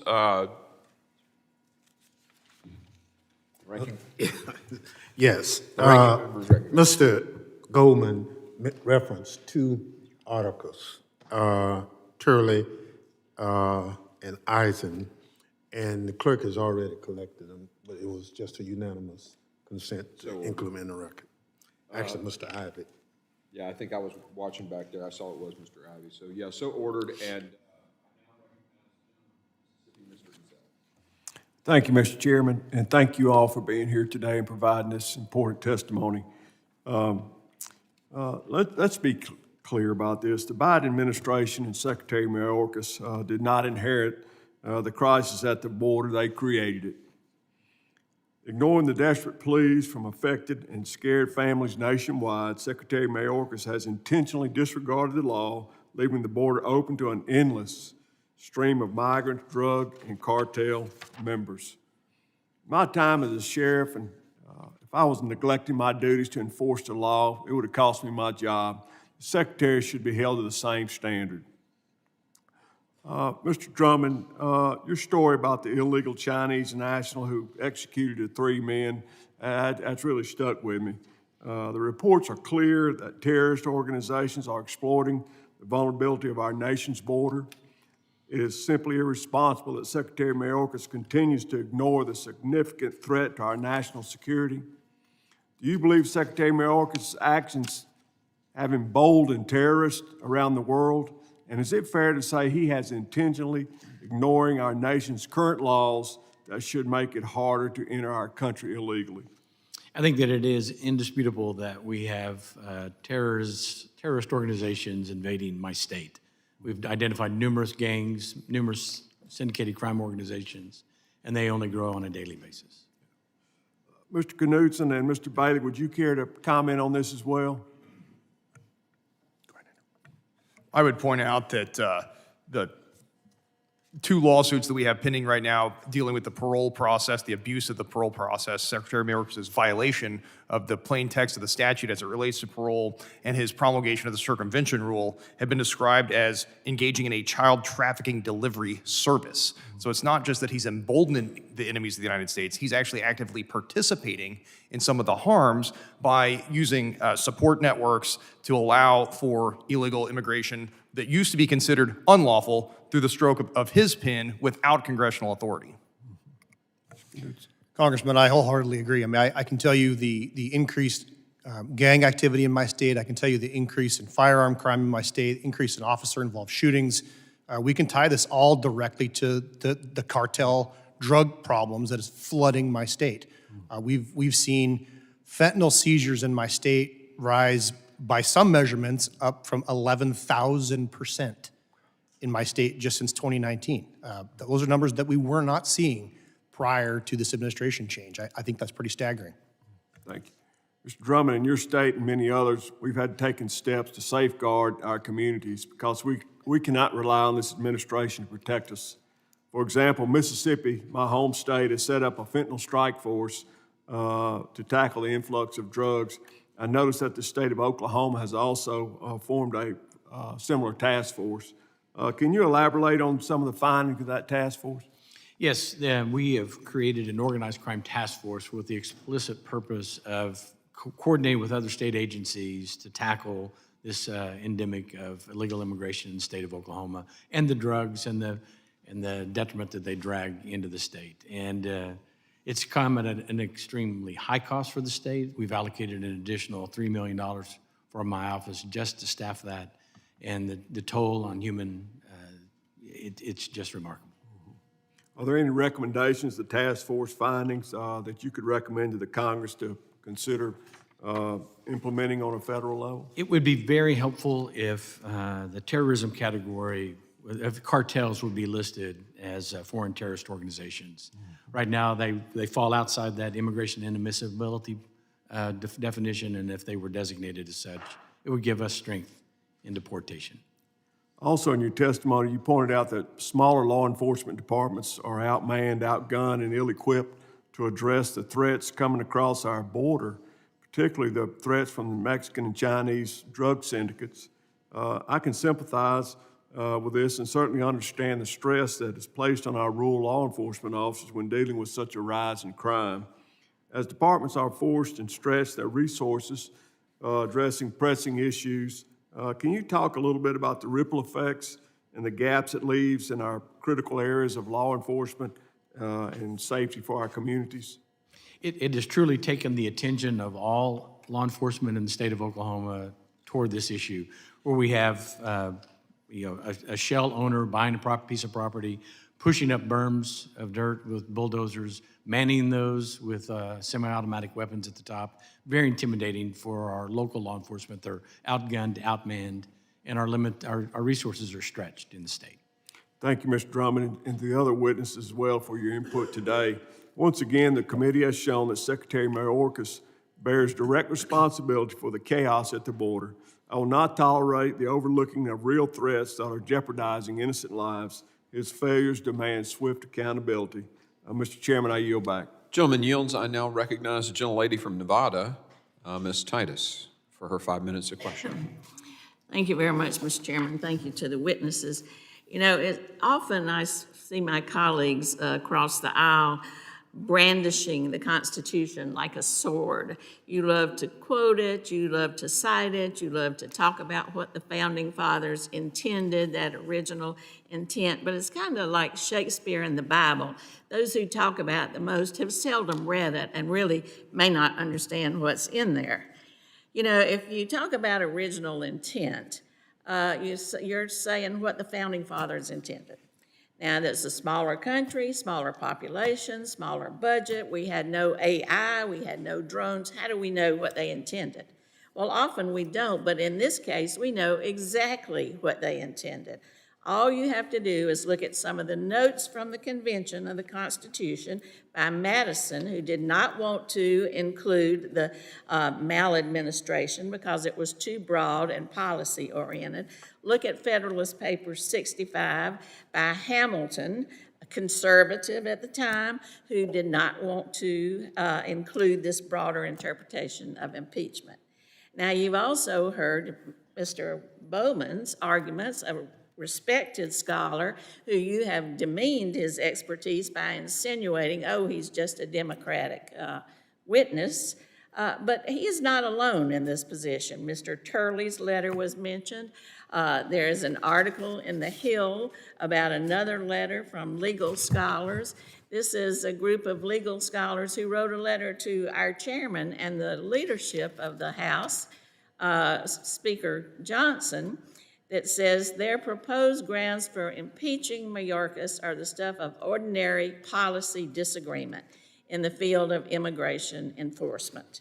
They go on to say that this is inappropriate. They admit they have varying views on the wisdom and success of Mayorkas' work on the immigration policy, but they say you cannot have impeachment based on this policy. It is a, I quote, stark departure from the Constitution. Now, these legal scholars included in this letter are Donald Ayer, who served as U.S. Deputy Attorney General under George H.W. Bush, Stuart Gerson, who served as acting U.S. Attorney General during Clinton and also served in the Justice Department under Bush.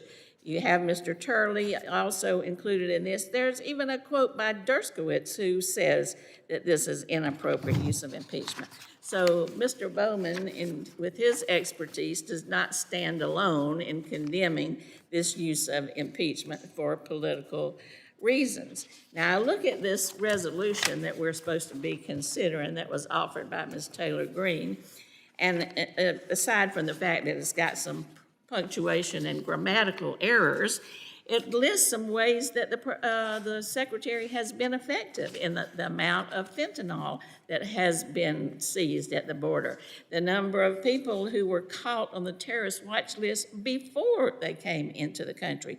Those are all evidence that he is carrying out his duty. What I don't see anywhere in this resolution, nor have I heard from any of my colleagues, nor any of our attorneys general, is how impeaching the Secretary is going to solve all these problems. How's it going to get rid of these illegal grow places in Oklahoma? How's it going to get rid of all the terrorists who are coming into Missouri? How is it going to solve the fentanyl problem in these other, whatever other state, Montana, because we've gotten rid of Mr. Mayorkas. If anybody can add that and tell us how getting rid of him is going to make a difference, I'd like to hear it. We hear over in the Senate, Mr. Lankford, Senator Lankford, who is a Republican, saying, well, you can just switch one secretary for another. It's not going to make any difference. So perhaps we could talk about how getting rid of Mr. Mayorkas through this impeachment process is going to make a difference. I hear nothing. Did you want, does the gentlelady yield? No, I'm not going to. Okay, all right. So since I gave you, I'd gladly answer the question. I gave you an opportunity. I gave you okay. I'll yield. Okay, all right. Well, in my previous testimony, I've shared that the policies that he's implemented has allowed the cartels, and actually Merrick Garland agreed with this, that they're flooding the crossing sites, tying up the Border Patrol, causing them to concentrate, and then the fentanyl and the other things are coming across the border outside. Now, I get the argument that's often made about what's captured is mostly captured at the crossing site. You're not answering. I take my time back. Okay, all Mr. right. Chairman. You're not answering my question. How getting rid of Mayorkas is going to solve these problems. What you really want to do is get rid of President Biden. You want to get rid of President Biden, and then perhaps you can put your own secretary in there that will come up with different policy. But just impeaching Mayorkas, we'll have another appointment of another secretary who follows the policy of the administration, and you won't like that either. So Thank you, Mr. Bowman, for your expertise, and I yield back. The gentlelady yields. I now recognize the gentleman from New York, Mr. D'Esposito, for his 5 minutes question. Thank you, Mr. Chairman. And it's clear that the disapproval of the policies of Joe Biden and Secretary Mayorkas are not just specific to Republicans or conservatives. The numbers that were shared by my good friend from New York, Mr. Lalota, 75% of people have said that the border is the biggest issue facing this country. You talk about numbers. Fiscal year 21, since fiscal year 21, 8,542,000 people have come across our borders. Over 3 million in fiscal year 23. In November, 308,000 and change, 242,000 at our southern border. 312 terrorists who have come across on our terror watch list in fiscal year 21. 1.8 million gotaways that we know about, and many more that we don't. It's cost cities and states throughout this country $451 billion with a B. There's been over 70,000 Americans killed by fentanyl that have come across from cartels. We've been asked the question, is this about policy or is this about the things that Mayorkas has committed? Well, if you ask me, all those numbers is a complete betrayal to this country. We talk, and has been mentioned by colleagues, that again, this is political theater. This is Republicans, conservatives, using the border as a narrative as we go towards an election. But this isn't a narrative. It's not one created by the Republicans, and I'll take us back to my home state of New York, where you have Democrats. Our governor has said flat out, there's no room left in New York. There's no room at the inn. Don't send migrants here anymore. We've heard a Democrat city mayor, Mayor Adams, who I disagree with virtually everything about, but this I actually agree with. He has said that the migrant issue in New York City will destroy New York. So this doesn't seem like it's political theater. It doesn't seem like it's a narrative that's been created by Republicans and conservatives, because you now have Democrats in these blue states and sanctuary states and cities who agree with us. Just last night, we had children told in New York City that they can no longer attend school in person. They have to do it virtually because their school is now being used to house migrants. Now just think about that for a second. We want to talk about the failed policies. This isn't just a policy. This is intent. Mayorkas has intentionally betrayed this country. People are claiming that they want to come here for a better way of life, for democracy, for a chance at that American dream, for a better education. And yet children who came here correctly, children who were born here, last night were told that they cannot go to school because there's no room for them because it's being used by migrants. That's the height of hypocrisy. And if you ask me, it is a betrayal of this country. Mr. Gettner-Drummond, in your testimony, you talked about how smaller law enforcement agencies feel that they are ill-equipped to handle the threats stemming from the border crisis. Can you talk about how the border crisis impacts the resources of smaller police agencies and what the officers in those departments are feeling? Well, certainly it strains the resources, and it is wildly intimidating to our local law enforcement, where they have maybe a police force of 3 or 4 in a community of 2,000, and yet they have 4 or 5 illegal grows that are populated by illegal immigrants, Mexican cartel members, Chinese syndicated crime organization members, with semi-automatic rifles abundant, and they are unwilling to go in. And I know the answer to this, but I want to ask it so it's on the record, because I think it's another clear indicator of Mayorkas' failure of his oath and the fact that he's betrayed this country. Do you know, or have you experienced law enforcement agencies, to your knowledge, that have said that they have lacked notification and information and intelligence sharing from federal partners when it comes to migrants? I would say the cooperation with our federal agencies is high in Oklahoma. We have an excellent working relationship. So I commend the federal agencies working with Oklahoma. I think it goes at a higher level, and that's the implementation of the laws of the United States. Right. Mr. Knudsen, do you want to comment on that? I completely agree with my colleague here. The level of cooperation with federal DEA, with our U.S. Attorney's Office in Montana has been very, very high and very excellent. Customs and Border Patrol, I might add, we're a northern tier state. We work with them a lot.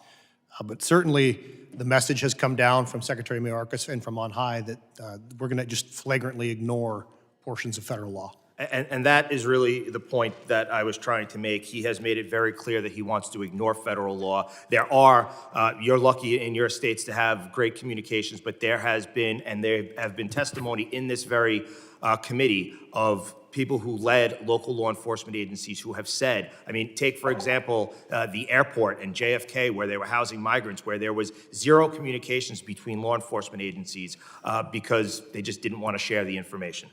With that, my time has expired, Mr. Chairman. I yield back. Gentleman yields. I now recognize Mr. Goldman, the gentleman from New York, for his 5 minutes questioning. Thank you very much, Mr. Chairman. I find it really difficult to sit here listening to my colleagues on the other side of the aisle slander personally a cabinet secretary who has committed much of his life to this government and our public service. He was a U.S. attorney. He's worked multiple stints in the Department of Homeland Security. And you're certainly welcome to disagree with how he executes his job. You're welcome to criticize him. You're welcome to make the case to the American people as to why Secretary Mayorkas, in executing President Joe Biden's immigration policy, should be removed from office at the ballot box. But to come in here over and over and over again and to personally attack and slander without any evidence a cabinet secretary who has committed so much of his life to this country, who himself comes from a Cuban family escaping difficult circumstances in his country, who is an immigrant family himself. You should be ashamed of yourself. It's enough. You want to talk policy? Let's talk policy. I agree, we have problems at the border. Let's talk about how we can solve them. But instead of actually going over to the Senate, this committee, which has the committee of jurisdiction over border policy that is being negotiated right now by a bipartisan group in the Senate with Secretary Mayorkas, instead of actually engaging in those substantive negotiations to reach some sort of a bipartisan agreement to address the problems, we are sitting here with a charade of a sham impeachment hearing with expert impeachment witnesses who are Republican officials, political officials suing the Department of Homeland Security. Another hearing. It's the same hearing we've had 10, 12 times. Same pig, different lipstick, because we're now going to call it an impeachment hearing. So who do we have here? And I am sure all three of you are excellent attorneys general. But I have never heard your names mentioned in the category of Mr. Bowman, who is a legal expert on impeachment. And as far as I can tell, none of your states actually are on the border. So I don't understand why we are sitting here in a, quote, impeachment hearing with three attorneys general from different states who are Republican officials and have absolutely no expertise on impeachment. The reason is because the last time the Republicans did that and they brought in their so-called experts on impeachment for the first and only oversight public hearing, they were embarrassed because their own experts acknowledged that there is insufficient evidence to impeach President Biden. So who do we have here? We have attorneys general who are suing Secretary Mayorkas and the government to stop him from implementing his policy to address the issues at the border. That's right. So one rule that the department has implemented was the asylum processing rule, which would allow asylum officers rather than immigration courts to decide asylum applications for those placed in expedited removal to significantly expedite the process. That might reduce the backlog. That might create a disincentive to come. That's something that Secretary Mayorkas did to address the border. No, you sued him to stop him from doing that. How about the circumvention rule? Well, that is the circumvention, excuse me. How about the asylum circumvention rule, which says that you have to either appear at a port of entry or have first sought asylum from a neighboring country? That would reduce the people who could apply for asylum. No, you sued them. You sued them to stop them from doing that. And how about trying to address the parole decisions to allow some people to come in and be able to actually have work authorizations so that they are not just sitting on the dole? No, you sued them. So this is what we have. We have Republicans suing Secretary Mayorkas to stop him from implementing his policy to address the issues of the border. And now we're going to impeach him because you say he's not addressing the issues at the border. Which do you want? I yield back. The gentleman yields. I now recognize Ms. Lee for the gentlelady from Florida for 5 minutes of testimony. Thank you, Mr. Chairman. Much has been said today by our colleagues across the aisle about this hearing and the purposes for it. It's been called a waste of time. It's been called a charade. It's been suggested that it's repetitive or unnecessary.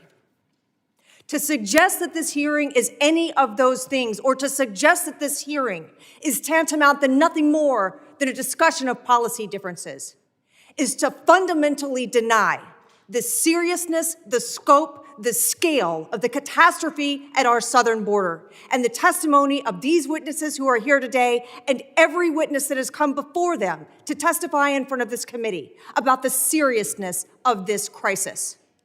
We are here today because Secretary Alejandro Mayorkas has intentionally gone around and subverted the immigration laws of the United States of America. We are here today because Secretary Alejandro Mayorkas has repeatedly defied orders from courts directing him to cease and desist certain policies, which he continues to utilize. We are here today because the Department of Homeland Security has defied inquiries from Congress trying to get to the bottom of the scope and the scale of this crisis. And we are here today because Secretary Mayorkas has defied congressional directives related to spending, congressional directives as to how money was supposed to be spent.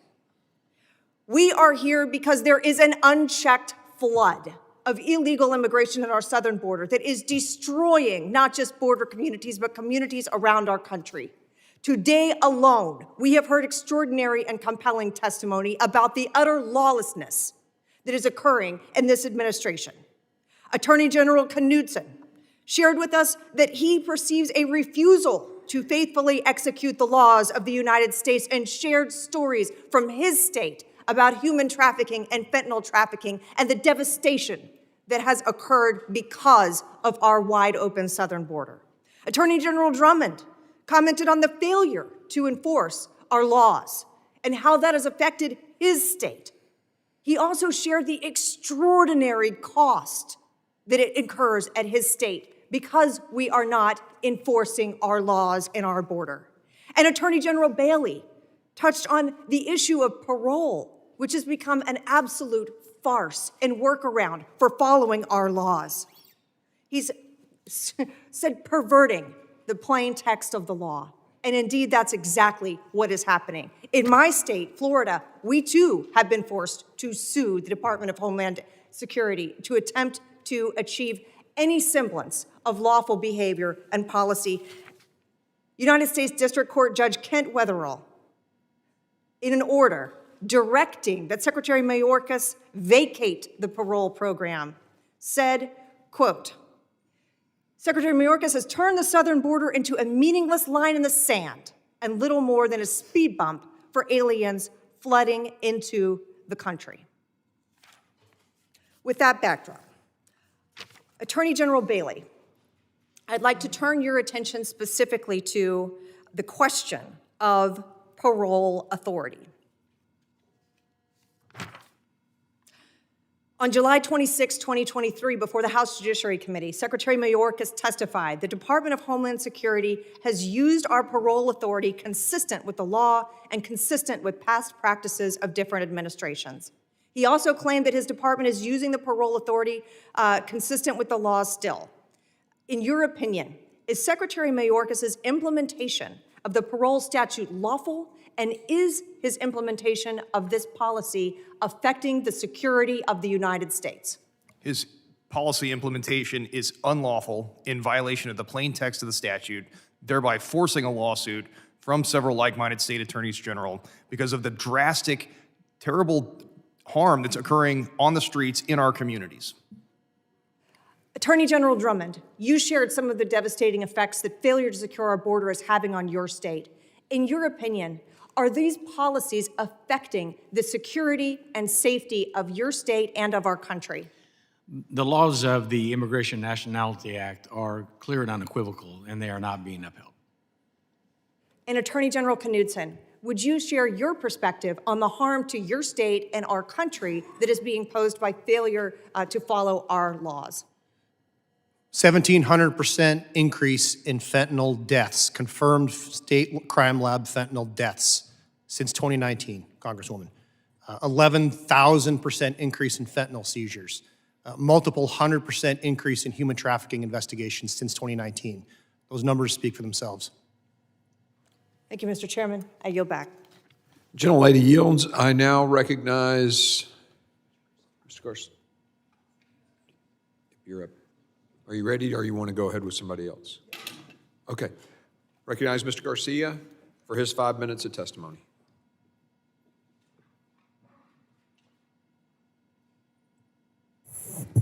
Thank you, Mr. Chairman. Just want to reiterate that, I think it's been said this very many times today by our colleagues here on the House side, on the Democratic side, that we all know that this impeachment inquiry, this effort to try to impeach the Secretary is a complete political stunt and sham, and I just want to reiterate that. We all know it's a political ploy that's not grounded in the facts, truth, and has been conjured up for just one simple purpose, and that's to score cheap political points against the Biden administration. We also know that we've had articles from the New York Times and other publications just really laying out that this is all about this pursuit of impeaching Mayorkas. It's about this kind of effort that's been started, quite frankly, by even a member of this committee for many, many, many months. That's all just really about hurting the president. Now, Professor Bowman, Republican leaders have been quoted promising donors that they would impeach Secretary Mayorkas in fundraisers back in April of 2023. Do you believe that this committee has uncovered any evidence of high crimes or misdemeanors since that time? Not that I'm aware of. And thank you. And let's be clear. What we're moving ahead with today is because extremists, including some folks that are in this committee, have demanded it over and over again. Now, I want to give a couple quotes from some members of the House. Congressman Andy Biggs told Newsmax that Republicans, quote, have nothing to campaign on. And he said that he was embarrassed by this. Now, Congressman Chip Roy has said, and I want to quote, I want my Republican colleagues to give me one thing, one that I can go to campaign on to say that we did. Just one, end quote. And in fact, this last Monday, he went on TV to call the Republican conference, and I quote, a continued failure theater, end quote. So I understand that we're trying to throw red meat to an extremist base, but we're wasting the public's time, and we know that the Senate will laugh off all of these charges. And let's remember the bigger picture. Some of my friends on the other side of the aisle don't want to really govern. They're not serious about solutions that could actually become law. And they're obstructing $14 billion in emergency supplemental funding. They voted against hiring hundreds of additional Border Patrol agents and of ports of entry, and have opposed the incredible resources that we've been trying to send around technology, supporting organizations on the ground, support for Border Patrol agents, and many other types of funding. And I also want to remind the committee and the public that President Biden, on his first day in office, sent a comprehensive immigration plan to Congress, which Republicans have refused to act on.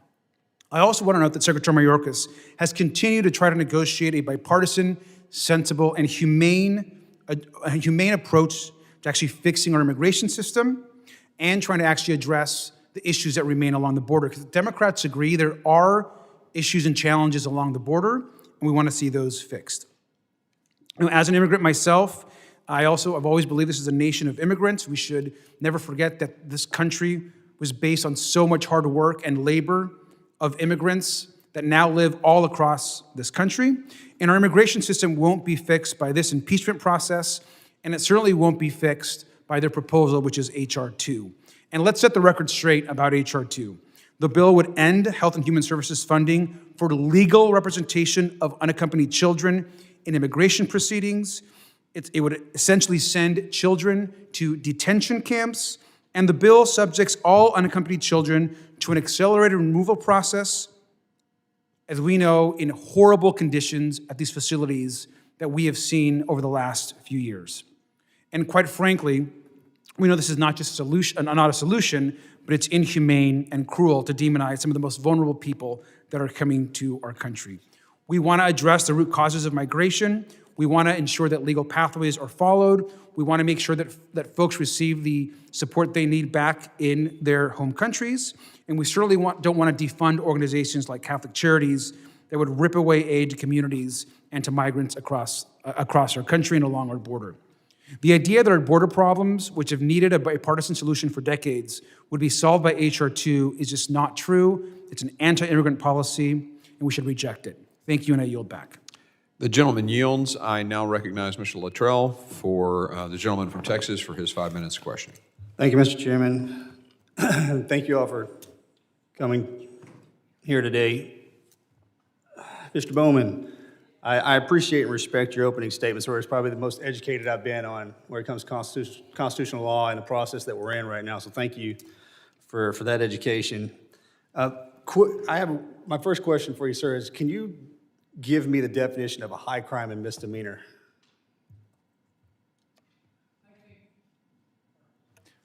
I think no single definition is satisfactory in every case, but I think Charles Black's is a pretty good general statement. That is to say, high crimes and misdemeanors should be extremely serious offenses in the way that serious crimes like treason and bribery are. Extremely serious. Second, let me go off of that one, sir. That's a great point. Is the selling of fentanyl inside the United States causing hundreds of thousands of deaths over the past years considered a high crime in your opinion? I'm unaware that the Secretary has sold any fentanyl. No, I'm not directing that to the Secretary. I'm asking you, is the selling of fentanyl inside the United States, killing hundreds of thousands of Americans over the years, would that be considered a high crime? If you could establish that. Boy, that's a yes answer all day long. If you don't say yes, that's bad juju. Did that, possibly. All right, so let me ask you this I'm aware one. of no evidence that ever happened. There's no evidence that hundreds of thousands of people over the past few years have died from fentanyl overdoses? I'm unaware of any evidence that Secretary Mayorkas has ever sold. I'm not talking about Secretary Mayorkas. I'm talking about fentanyl deaths. That's what we're here to talk about, are we not, Congressman, Secretary Mayorkas? If you'll allow me to finish, if you'll answer my question, I'm getting to my point. It's your time, so you can, All right, so let me ask you this, since we're unhinged on the fentanyl deaths. Do you consider slavery a high crime? Is there any evidence that Secretary Mayorkas has enslaved anyone? This is getting a little bit more complicated than I thought it was going to be. I want to know if I'm supposed to go back to the folks in my district and tell them that the individual responsible for securing the American borders is falling short because the United States is one of the top countries on the planet for sex slaves. We lose 100,000 people a year to fentanyl overdoses, and the individual responsible for protecting us is Mr. Mayorkas. That's where I'm going with that. The fact that you didn't jump on top of and say that those things were absolutely voluntary, the worst things ever, is graphically disturbing to me. I pitched that one up as a softball, buddy, and you failed miserably. I'm from Texas. I feel this every day. And my colleagues and I, we have our disagreements, and I went down to the border with the other Republicans. I didn't have a polo on. I didn't get behind the podium. I talked to everybody down there that works down there. I talked to the ranchers, the citizens, and they tell me every single day that we are overwhelmed. And Ms. Titus brought up an amazing point. Yes, if we remove Mr. Mayorkas, Mr. Biden will put another Democratic member in that spot. We know that. I'm here for this reason. I'm sending a message that my people can no longer take it. We are dying by the droves. Every year, I have to look at the mothers. I look at the mothers and fathers that lost their kids for fentanyl. I look at them every single day when I'm out in the district. And it's all coming across our southern border through the ports of entry. Yes, I got it. But if you're responsible for securing our borders, then you better act like it. And this individual is not. And that is the problem, sir. Period. In a discussion. These atrocities that we are seeing, you can't explain. 40 million people are enslaved on the planet. 40 million. And America is leading up top with that problem. And you ask where they come from, they come across our southern border and our northern border. And that, sir, is the responsibility of the secretary. And since he has failed to conduct his job for the past few years, we need somebody else. Now, I'm Mr. Mayorkas. I've chatted him up. He is a family man. He's a good man. And I'm going to be crucified going back home and saying that. I've spoken to face to face. And I bet he adamantly would disagree on the fact that slavery is horrible. The fentanyl deaths are horrible. But there was a mother sitting in front of this committee months ago, last year, that sat there and looked at every single one of us. She lost her mother and her daughter to a coyote running through the town. Killed them both. She had to stand there in the emergency room while her daughter died. She looked us all in the face and said, you guys are absolutely doing nothing. You're doing nothing. So when we go to Mr. Mayorkas and say, hey, we need to act on this, and nothing's happening, sir, that is an absolute problem. I yield back. Gentleman yields. I now recognize Ms. Clark from New York, the gentlelady from New York, for her 5 minutes of testimony. Thank you, Mr. Chairman, and good afternoon. Let me first start by thanking our witnesses for joining us this afternoon, today. It's clear that MAGA Republican attempts to impeach Secretary Mayorkas have nothing to do with his performance and everything to do with the loyalty oath most of my colleagues on the other side of the aisle have sworn to Donald Trump. After the House twice impeached Donald Trump, once for attempting to bribe an ally to investigate his political opponent and interfere in U.S. elections, and again for inciting an insurrection against the Capitol to steal an election, some of my Republican colleagues want to settle the score by impeaching someone, anyone, in the Biden administration. Secretary Mayorkas was sworn in on February 2nd of 2022. Less than 6 weeks later, Senator Lindsey Graham floated the secretary should resign during an appearance on Fox News.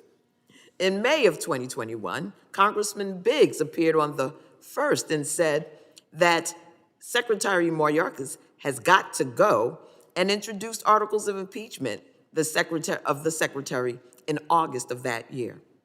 The secretary had not yet served 6 months. Other Republicans piled on that call in the months that followed. In April, Chairman Green fundraised off his planned impeachment efforts, telling his donors to, quote, get out the popcorn, unquote. But Secretary Mayorkas is hardly the only member of the Biden administration Republicans have disagreed with and then tried to impeach. Congressman Perry filed articles of impeachment against Attorney General Garland in October of 2021. Congresswoman Taylor Greene filed articles to impeach the Attorney General in August of 2022, FBI Director Christopher Wray in May of 2022, and filed multiple articles of impeachment against President Biden, sometimes more than one time in the same day.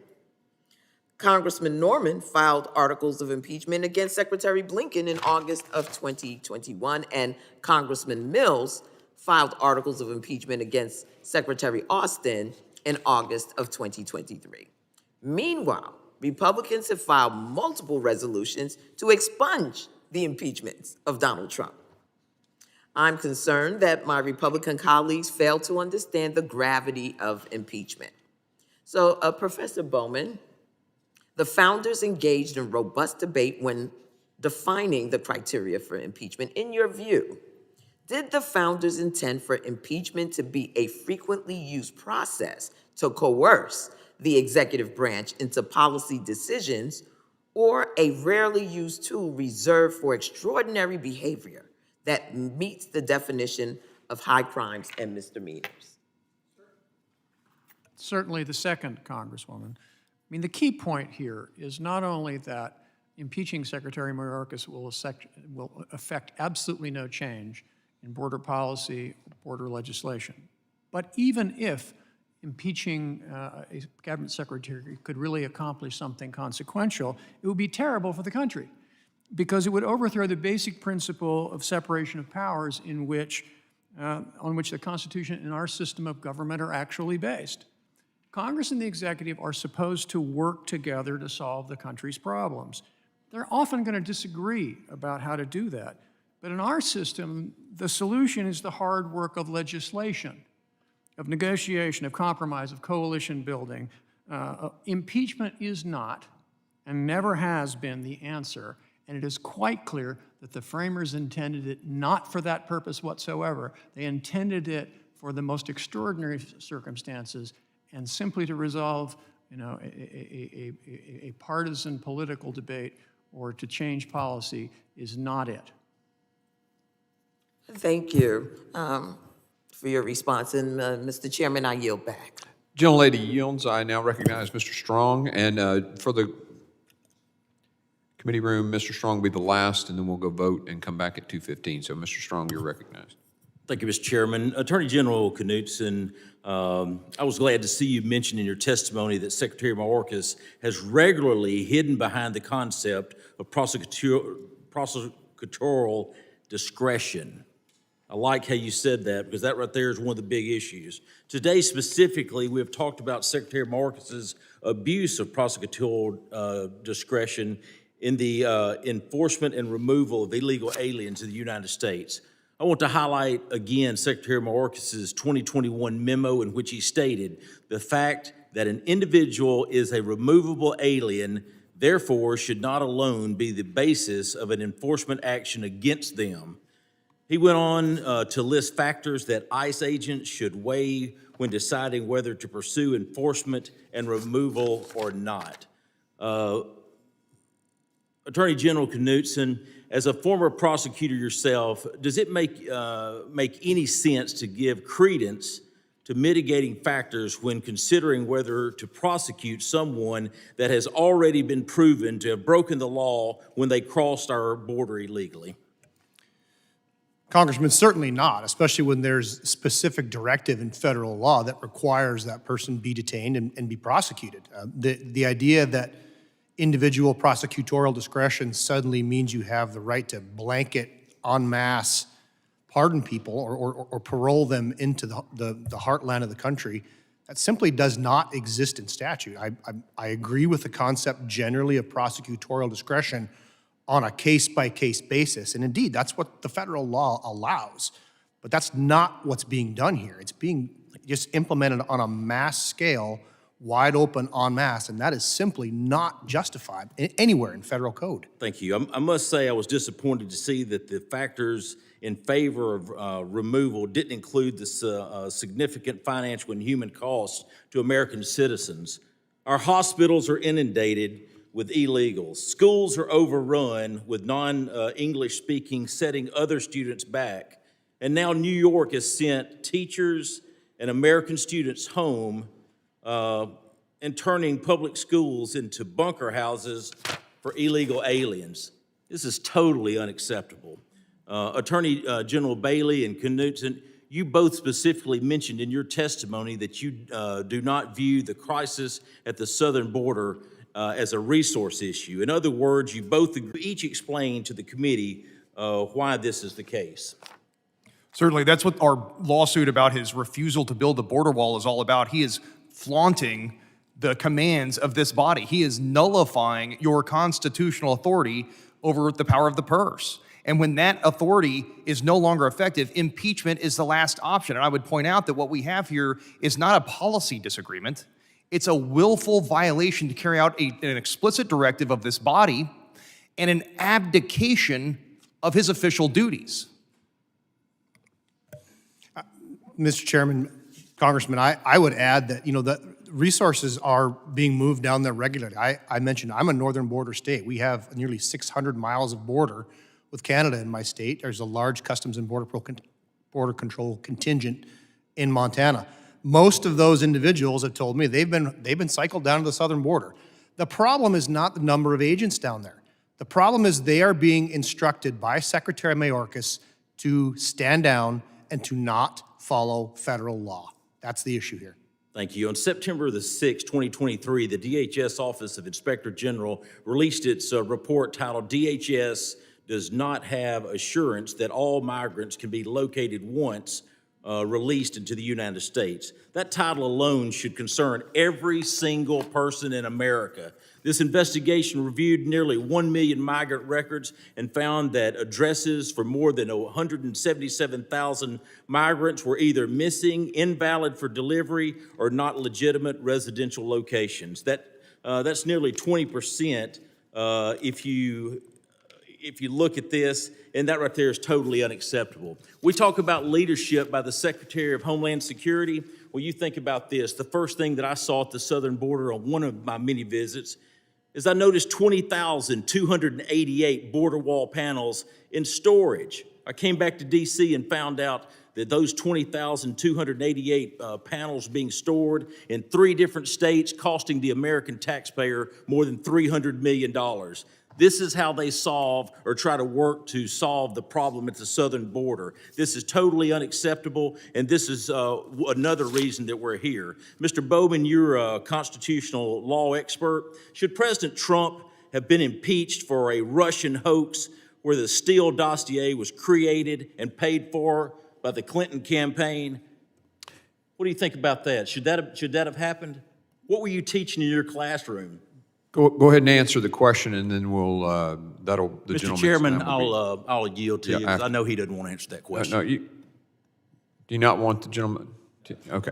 All right, the gentleman yields. We will recess now until 2:15. We have 2 votes. I need to chat real quick with the witnesses just to make sure that you guys can stay. We're in recess. 2:15.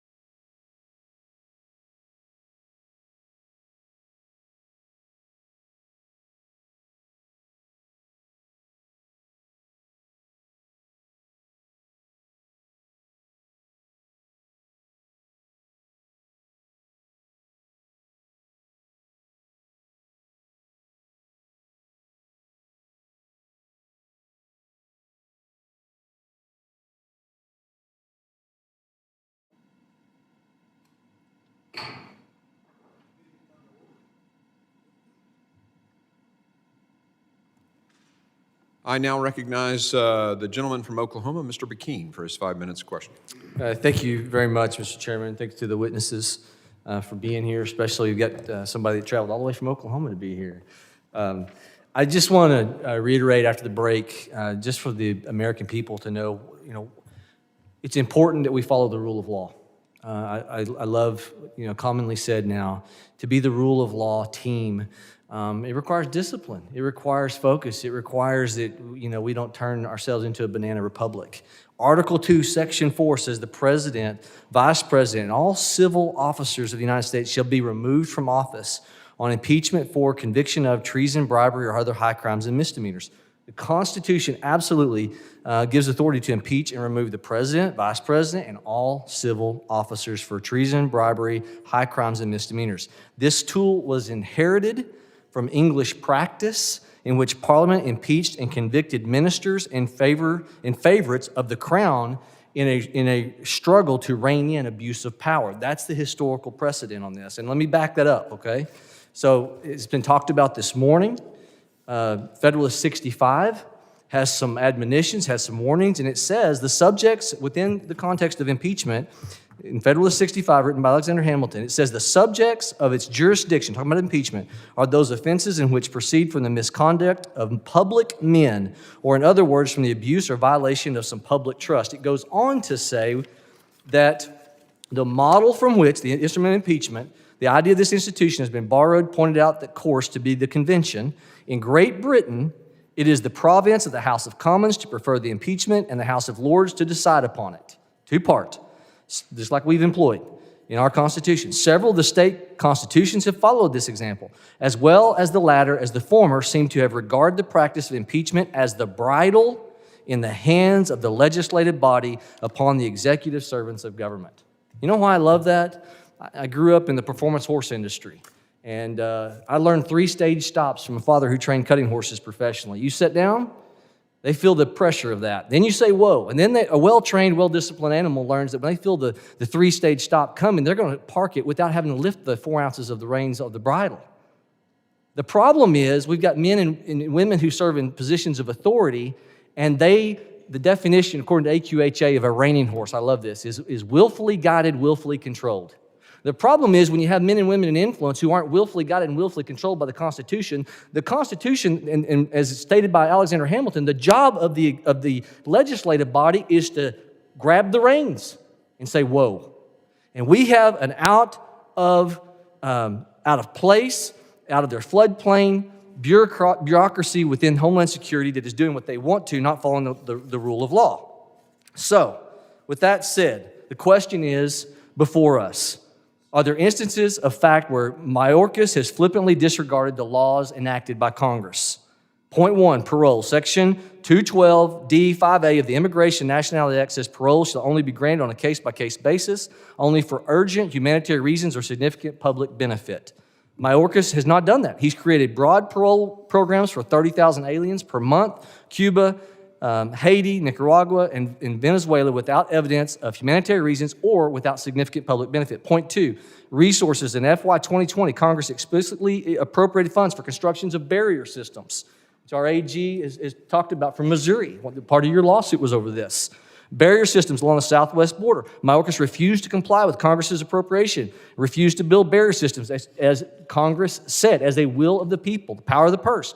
Point 3, detention. Section 235B1 of the Immigration and Nationality Act outlines the procedures by which aliens attempting to enter the United States without a visa or proper immigration papers are to be detained and removed. Mayorkas has not done this. His agency has released several million illegal aliens who should have been detained and deported. Question. Mr. Bowman, you've been invited by the Democrats to provide your advice as a professor. And you said that the impeachment of Mayorkas needs to be based on not policy differences, but it has to be, quote, has to be subversion of the Constitution. Another quote from you, for illegal ends or serious offenses. Is that correct? Yes or no? That you said those statements. Has to be subversion of the Constitution for illegal ends or serious offenses, yes or no? I'm sorry, could you repeat that? You're speaking rather. You've said it, it's on record. I need to kind of watch my time and move on through this. To the attorney generals in the room, is not administering the laws of the land a serious offense for illegal ends, does it rise to the level of high crimes and misdemeanors? Please, each of you, please answer that question. Absolutely, Congressman. It does rise. Unequivocally, yes. We've got 3 attorney generals who say that the violation of these laws is a violation of the enforcement of the law and is grounds of high crimes and misdemeanors, which the Constitution clearly lays out is high crimes and misdemeanors is a reason for impeachment. What we tolerate, we empower. Congress has to do its job and send a strong signal. If you don't follow the law, you're going to be out. Thank you. Gentleman yields. I now recognize the gentleman from Arizona, Mr. Crane, for 5 minutes. Thank you, Mr. Chairman. Thank you guys for showing up. You guys aren't exactly attorney generals of southern border states, are you? But even you guys are feeling the effects of what's coming across that southern border. Is that true? Absolutely. Yes. Yes. Gentlemen, how long roughly did it take you to become attorney general? Go ahead, Mr. Knudsen. Well, roughly how long? I mean, campaigned for the better part of a year. No, entire career. Just like 20 years, 15 years, how long did it? Roughly 15 years. What about you, Mr. Drummond? 40. Mr. Bailey? Been practicing law for 10 years. Yeah, so you guys just didn't wake up one day and say, I want to be attorney general, and snap, that happened, right? I noticed that some of my colleagues on the other side of the aisle have been trying to diminish your qualifications. What's the primary responsibility of the federal government, Mr. Knudsen? Primary responsibility of the federal government is to carry out and execute the laws of the Congress. Yeah, is it to protect our unalienable God-given rights as well? Absolutely. What about, does our government have a responsibility to protect its citizens, Mr. Bailey? Yes. Are any of you guys familiar with Article 4, Section 4 of our Constitution, often called the Invasion Clause? Anybody? Yes. I'm going to read it real quick. The United States shall guarantee to every state in the Union a republican form of government and shall protect each of them against invasion. Now, there's arguments right now about whether or not this is an invasion, but it's tough to argue when you have the equivalent of a combat division size of illegals coming across our southern border. For those of you that don't know, that's 10,000 individuals every single day in invasion. And we've talked about what comes with those individuals from crime, the economic burdens on our citizens, the families being destroyed of fentanyl. You guys are all familiar with that. You guys see them every single day in your own states. Is that correct? Yes. Thank you. Are you guys aware of the job title of Alejandro Mayorkas, Mr. Knudsen? His specific job title is Secretary of the Department of Homeland Security. Secretary of Homeland Security. Now, I'm no constitutional scholar, Mr. Drummond, but just from that job title alone, would you assess that maybe his job might be to secure and protect the homeland? He has the duty to control and guard our homeland. Mr. Bailey, is Secretary Mayorkas doing that? He has abdicated his official legal responsibilities and his moral and ethical responsibilities to this nation. Mr. Knudsen, is he doing that? He absolutely is not. He is derelict in many of those duties. One of my colleagues talked about the difference between individuals crossing on the terror watch list between the Biden administration, Secretary Mayorkas, and the former administration. Those numbers were a stark contrast. Under the last administration, 14 individuals on the terror watch list were encountered at that southern border. Under this administration, and we still have several months to go in this new year, already 300 individuals on the terror watch list. Are you gentlemen aware of how many individuals it took to pull off 9/11? Not 300. Yep, it was about 19. Does it concern you guys, as folks that are concerned with the security of citizens in your state, that something like that might happen in the United States of America or your state? Absolutely. Yes. Yes. You guys talked about it all day long, and I find it interesting that my colleagues on the other side of the aisle kept saying that we're grandstanding here, or we're just campaigning, or these are political differences. But you guys, all three of you, and we went over how long it took you to get in your positions. You guys are like the highest law enforcement officials in your state. You guys all went over not just the policy differences, but the different laws that this secretary is in violation of. Mr. Knudsen, can you go over some of those really quick? I absolutely can. I think the Secretary is clearly in violation of USC 8, Section 1225. He's clearly violated Section 1182 by granting mass parole. Immigration and Naturalization Act makes very clear that that is not to be granted on a mass basis. That's to be granted on a case-by-case, individual basis. Yep, thank you, sir. Ms. Jackson and Mr. Bowman both said that betrayal of a nation is one of the criteria necessary for impeachment. If allowing the equivalent of an army division of illegals coming across the southern border on a daily basis, causing the deaths of hundreds of thousands due to fentanyl every single about 100,000 every year, enabling the sex trade in this country, along with the importation of thousands of MS-13 gang members, causing the encounters of individuals on the terror watch list to go from 14 under the last administration to 300 on this administration, lying to Congress about having operational control, costing the American taxpayers hundreds of billions of dollars for housing and care for these illegals, and more than 24,000 people from the Republic of China coming across our southern border in this last year alone. If those aren't betrayal to a nation, I don't know what is. Thank you, gentlemen, for your time. Mr. Chairman, I yield back. The gentleman yields. I now recognize the ranking member for 5 minutes or for his closing arguments. Thank you very much. And let me thank our witnesses for being here today. This hearing has confirmed what we already know over 4 hours ago. This so-called impeachment is nothing more than a thinly veiled political stunt. My Republican colleagues have failed to make a case for impeachment, failed to understand the Constitution, and failed to do anything to address challenges at the border. This hearing has been more Republican rehash, attempting to impeach the Secretary over policy differences instead of working with Democrats on immigration and border policy reform, demonstrates that Republicans are not only interested in using border security as a political talking point. This impeachment scheme is simply more distraction from a do-nothing Republican Congress. They talk about H.R. 2, a disastrous bill they wrote in secret without any opportunity for Democratic input, knowing very well that it was dead on arrival in the Senate. The so-called investigation that Chairman Green has launched has been conducted with a predetermined outcome from the start. And now, our Republican colleagues are trying to pretend that this effort isn't political. Mr. Chairman, the American people will see through such an incredibly obvious sham.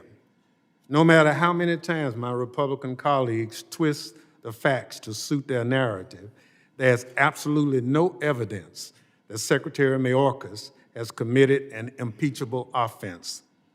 No amount of yelling, finger-pointing, false righteousness, indignation can change that fact. And we heard today from Professor Bowman, the consensus from constitutional scholars is clear. Republicans have not made a case for impeachment. Even Republicans' favorite constitutional scholar, Jonathan Turley, has come out against this impeachment, not just because it is baseless, but because it is what a dangerous precedent it would set. As Professor Turley explained, impeaching Secretary Mayorkas, quote, is a slippery slope that we would be wise to avoid. Indeed, it is precisely the temptation the framers thought that they had avoided by rejecting standards for maladministration. It's no accident that Democrats invited a legal scholar to this hearing, while Republicans invited 3 partisan politicians.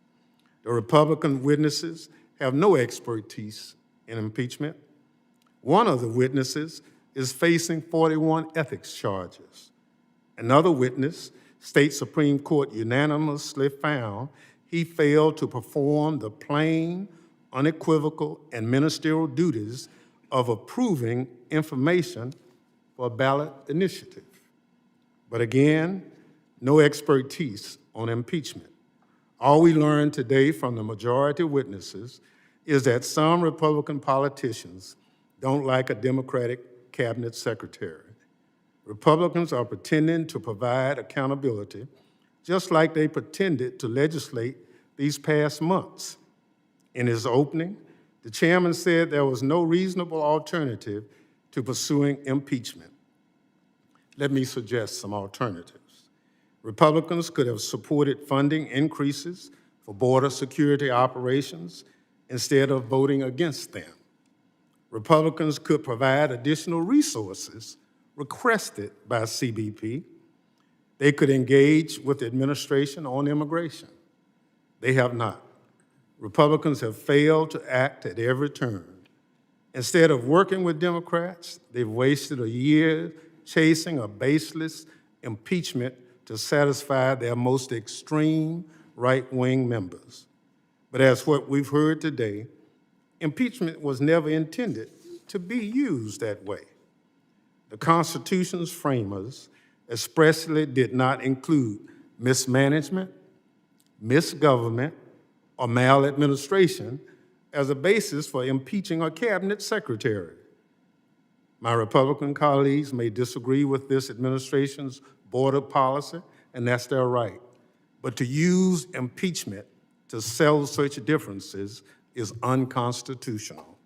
Mr. Chairman, I understand the last year has been a tough one for Republicans and that your party would like to deflect attention elsewhere. This is the very kind of thing that the framers worked to avoid when establishing grounds for impeachment. 3 years ago, Mr. Chairman, you wrote, "Unity can be only achieved by focusing on where we find common ground instead of drawing new battle lines, and that every one of us has a role in bridging the divide."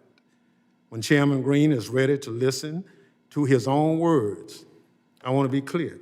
Democrats will be here waiting to work on responsible and effective policies to strengthen our border security, using the levels of power that the Constitution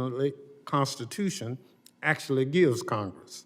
But until then, we'll continue calling this sham impeachment for what it is, a political stunt. With that, Mr. Chairman, I yield back. Gentleman yields. Before I start my closing statement, I just want to make an observation. It's very interesting that we point out that Mr. Bishop can't talk political stuff about running for election, but all the testimony from the left have been about politics, about running for office, and about, so just find it fascinating. But anyway, I recognize myself for my closing statement. Today we've heard powerful testimonies from the attorneys general of 3 states who are dealing with the consequences of Secretary Mayorkas' border crisis. I want to thank you all for being here and for your testimony, and of course, I'll thank Mr. Bowman for being here as well. As our witnesses made it abundantly clear, every state is now a border state. And why are we here? We're here because Secretary Mayorkas' policies were exploited by the drug cartels and have done incredible damage to the United States. Those policies were in violation of the laws passed by this Congress. The Congress said the INA detain, parole's an exception based on extreme circumstances, not 85%, as the Secretary says, is now just being released into the country willy-nilly. It's a violation of law. And interestingly enough, so he's disregarded the Congress. He's also disregarded the judiciary branch. 4 court rulings said cease and desist because you're breaking the law. I'm sorry, I took the oath at age 17 to defend the Constitution against all enemies, foreign and domestic. The oath wasn't to the American people, it wasn't to defend the landmass or the flag, it was to defend the Constitution. This secretary took the same oath to defend the Constitution. Well, I'm sorry, but I think the Constitution of the United States says we write the laws and not him get to pick and choose whatever the heck he wants to when he, as the executive branch, gets to execute the laws. He is to execute the laws as written. That is the Constitution he took an oath to. 4 court orders. Cease and desist because you're breaking the law, and he disregards the judiciary branch and continues his policy. In fact, he doubles down, creating more policies that do even more catch and release, which is why I think it's intentional. He's abusing his position to force his woke immigration policies on the United States of America, despite the fact that Congress is supposed to fix those immigration laws. On top of that, Back on script now. On top of that, Secretary Mayorkas knows full well the consequences of these policies, but instead, he's reversing course, he's doubling down. It's worse. He's been to the border. He's seen the numbers. He's seen the fentanyl seizures. He's met with the grieving families. He knows about the cartels. He knows about the human trafficking and the child exploitation, yet he doesn't change a thing. In fact, as I said, he admitted to the Border Patrol the other day in a closed meeting, 85% are being released. Despite the intentionality behind this open border, Secretary Mayorkas is attempting to skirt the consequences of his actions. He has continuously tried to deflect, blaming climate change, wars in Latin America, non-existent DHS budget cuts. There have been no budget cuts. And what is the cost of Secretary Mayorkas' border crisis? Fentanyl poisoning is killing thousands of young people every year. We learned from Attorney General Bailey that a total of 43 Missouri children died from accidental, they didn't have a choice. We had a testimony over here if Americans would just stop using drugs. Those little babies didn't have a choice. That baby on a VRBO in Florida certainly didn't have a choice. She wasn't able to just say no. My heart breaks for this baby and her parents. Because of this border crisis, thousands of mothers won't get to see their kids graduate. Thousands of fathers won't be able to walk their daughters down the aisle at those weddings. As a parent myself, that breaks my heart. That's the human cost. And apparently I need to explain to my colleagues, while it is accurate that most of the fentanyl is seized at the CBP, intercepted at the official points of entry, this is because those facilities are equipped for that purpose. Yet, we also know that drugs are coming across between ports of entry. It simply isn't being caught. This is because Border Patrol agents are tied up processing people at the crossing sites. And it's not like we can put the entire border as an X-ray machine or a CT scanner. And while my Democrat colleagues may not believe me, I hope that they will believe those on the front lines. Border Patrol agents have told us that drugs coming between the ports of entry is a key driver of the rising fentanyl crisis. Why else has fentanyl gone on the street from 98 bucks a hit to 25 bucks a hit after this secretary came into office? It's because of the simple supply and demand of coming across the southern border. We've also heard that from federal officials that they believe they only apprehend roughly 5 to 10% of the fentanyl coming in. So that's from the border. They're only catching 5 to 10%. What really matters here isn't how much fentanyl is caught, but how much fentanyl is flooding the neighborhoods. We got 3 guys here from 3 states, just discredited by the ranking member, but they're here to testify what's happening in their states. And you know what? Some of us heard you. Some of us heard you. People are dying because of this. Because of Secretary Mayorkas' border crisis, cities and states nationwide struggle to pay first responders while health care and education systems falter. In fact, medical care for undocumented aliens will cost $7 billion this year. We also heard from Attorney General Drummond about the organized criminal operations and that some illegal aliens run once they arrive. He shared that in Oklahoma alone, the AG office prosecuted 50 complex, multi-jurisdictional criminal cases, most of them involving Mexican and Chinese drug cartels coming across the southern border. Make no mistake, these human trafficking and drug trafficking rings are sophisticated, and they've taken a foothold in the United States because of our open border. Finally, we can't negate the credible threat this open border poses to our national security. With emboldened Islamic terrorist groups and an increasingly aggressive Communist Chinese party, we have to wonder how many bad actors are in that 1.8 million known gotaways and how many are in the unknown gotaways. Well, we won't know until something tragic happens. When we embarked on this investigation almost a year ago, we knew there would be roadblocks and that it would be a formidable challenge. No matter how hard this process gets, Homeland Republicans will not back down. The American people deserve answers, accountability, and ultimately an end to the border crisis. Look, if you have a secretary, a cabinet secretary, who breaks the laws or refuses to obey the laws of Congress, refuses to adhere to the rulings of a judiciary, the cease and desist orders from a judge, I mean, that's lawlessness on his own part. If it were me, a Republican, I'd expect to be impeached. You can't have cabinet secretaries that just decide to do whatever the heck they want to do.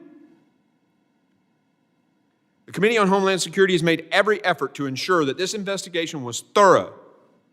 We do not take this lightly. The Homeland Security Committee spent almost a year, countless hours. We held 10 hearings. We heard from 24 witnesses, released 5 reports totaling 300 pages. We conducted numerous transcribed interviews, border chiefs, multiple visits to the border to see for ourselves.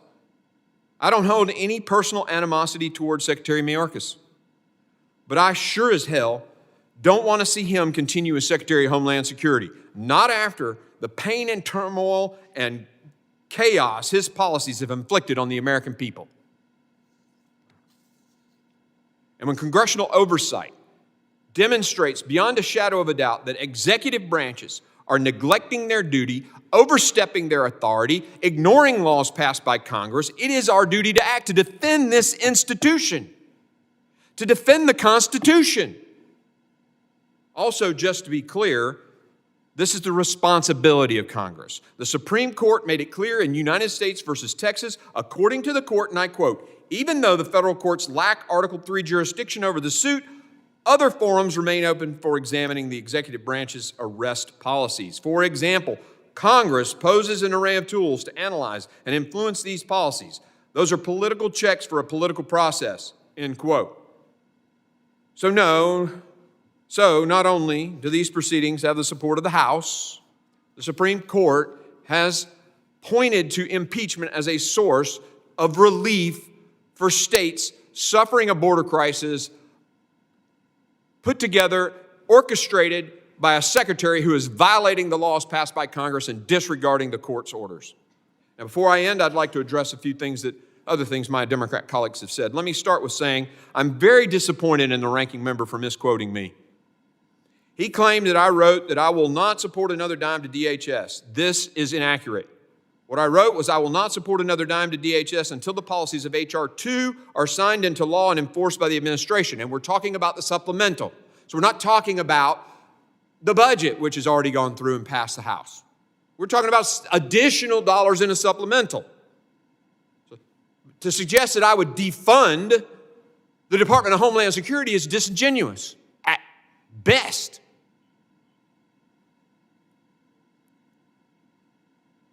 I can tell you there have been a lot of Democrats who've said defund ICE and defund the police. I never said defund Homeland Security. And I'd also like to address the claim that Secretary Mayorkas isn't at fault here, that he isn't to blame for the economic crisis in Latin America. I agree. But poverty in Latin America is nothing too new. And actually, poverty rates in Latin America have stayed flat from last administration to this one. Further, I'd like to reiterate the Democrats sent these articles to impeachment to our committee in November. They sent it to this committee. The Homeland Security Committee has the authority of the House to conduct these impeachment proceedings, and that's exactly what we're going to do. Democrats can bring up a New York Times popcorn story all they want to. They keep talking about MAGA Republicans and former President Trump this and that. But it's clear these are deflections because they have no answers for the piss-poor performance of Secretary Mayorkas and his policies. And let me just point out, my Democrat colleagues are quick to talk about kids in cages under Trump, but did a single one of them mention the 85,000 missing UACs under President Biden? Of course not. The hypocrisy in this room is palpable. And of course, our guide should always be the intent of the framers of our Constitution, the Founding Fathers, regarding how Constitution was intended to be understood. But too often in political debates, people can fall into inconsistency for possibly partisan reasons. I get that. For example, Professor Bowman wrote a book on impeachment in 2019 called High Crimes and Misdemeanors, A History of Impeachment for the Age of Trump. In it, he states the power of the House to impeach cabinet secretaries, quote, remains important as a signal of legislative displeasure with administrative personnel and policy, end quote. Yet today, he's testified on multiple occasions that policy alone isn't enough for an impeachment. That's what Professor Bowman wrote when Donald Trump was president, but now, in his written testimony at page 3, he writes that impeachment, and I quote, should not be attempted based on simple policy disagreements between Congress and the executive branch, end quote. I guess that was then and this is now. But let me be clear, no one is supporting impeachment of Secretary Mayorkas over policy differences. The impeachable offenses relate to violations of the law. Insisting on enforcing the law as written by Congress is not a policy difference. It is a fundamental requirement of the Constitution. Lastly, I got to tell you, I was appalled from someone on the left who suggested this has all been a waste of time. We're here today because it is our duty to provide oversight and hold the executive branch accountable. And yes, this includes the option to impeach. We cannot allow a cabinet secretary to violate the laws, disregard the constitutional structure, lie to Congress under oath, all to massive harm to the Americans and do nothing about it. And if a Republican were head of DHS and committing these same acts, I can assure you we wouldn't tolerate it from them either. It is the Homeland Security Committee's responsibility to provide oversight of DHS. This is what we were elected to do. This is what we were appointed to this committee for. Now, this might not be how you want to spend your time, but it certainly is how we must be spending our time. And I ask the members here today, in fighting to stop the needless death of children to fentanyl poisoning, a waste of time? Is it a waste of time to try to protect those kids? Is trying to stop criminal cartels from wreaking havoc on the country a waste of time? It's not. And the insinuation is appalling. What has been a waste of time, the amount of taxpayer dollars this border crisis has cost, the amount of people who have died as a result of fentanyl flowing across our southern border, the amount of migrants who've lost their lives making the dangerous journey, the amount of money state and local governments have had to spend cleaning up Secretary Mayorkas' mess. This is where the real waste has been, not these official proceedings. As we continue these proceedings in the coming days, it's important that the American people remember the facts and that this body once again embraces our constitutional responsibilities. When I took that oath as a young boy on the plane at West Point, it meant something to me then. And when I took it when the people of Tennessee sent me up here, it meant just as much, if not more.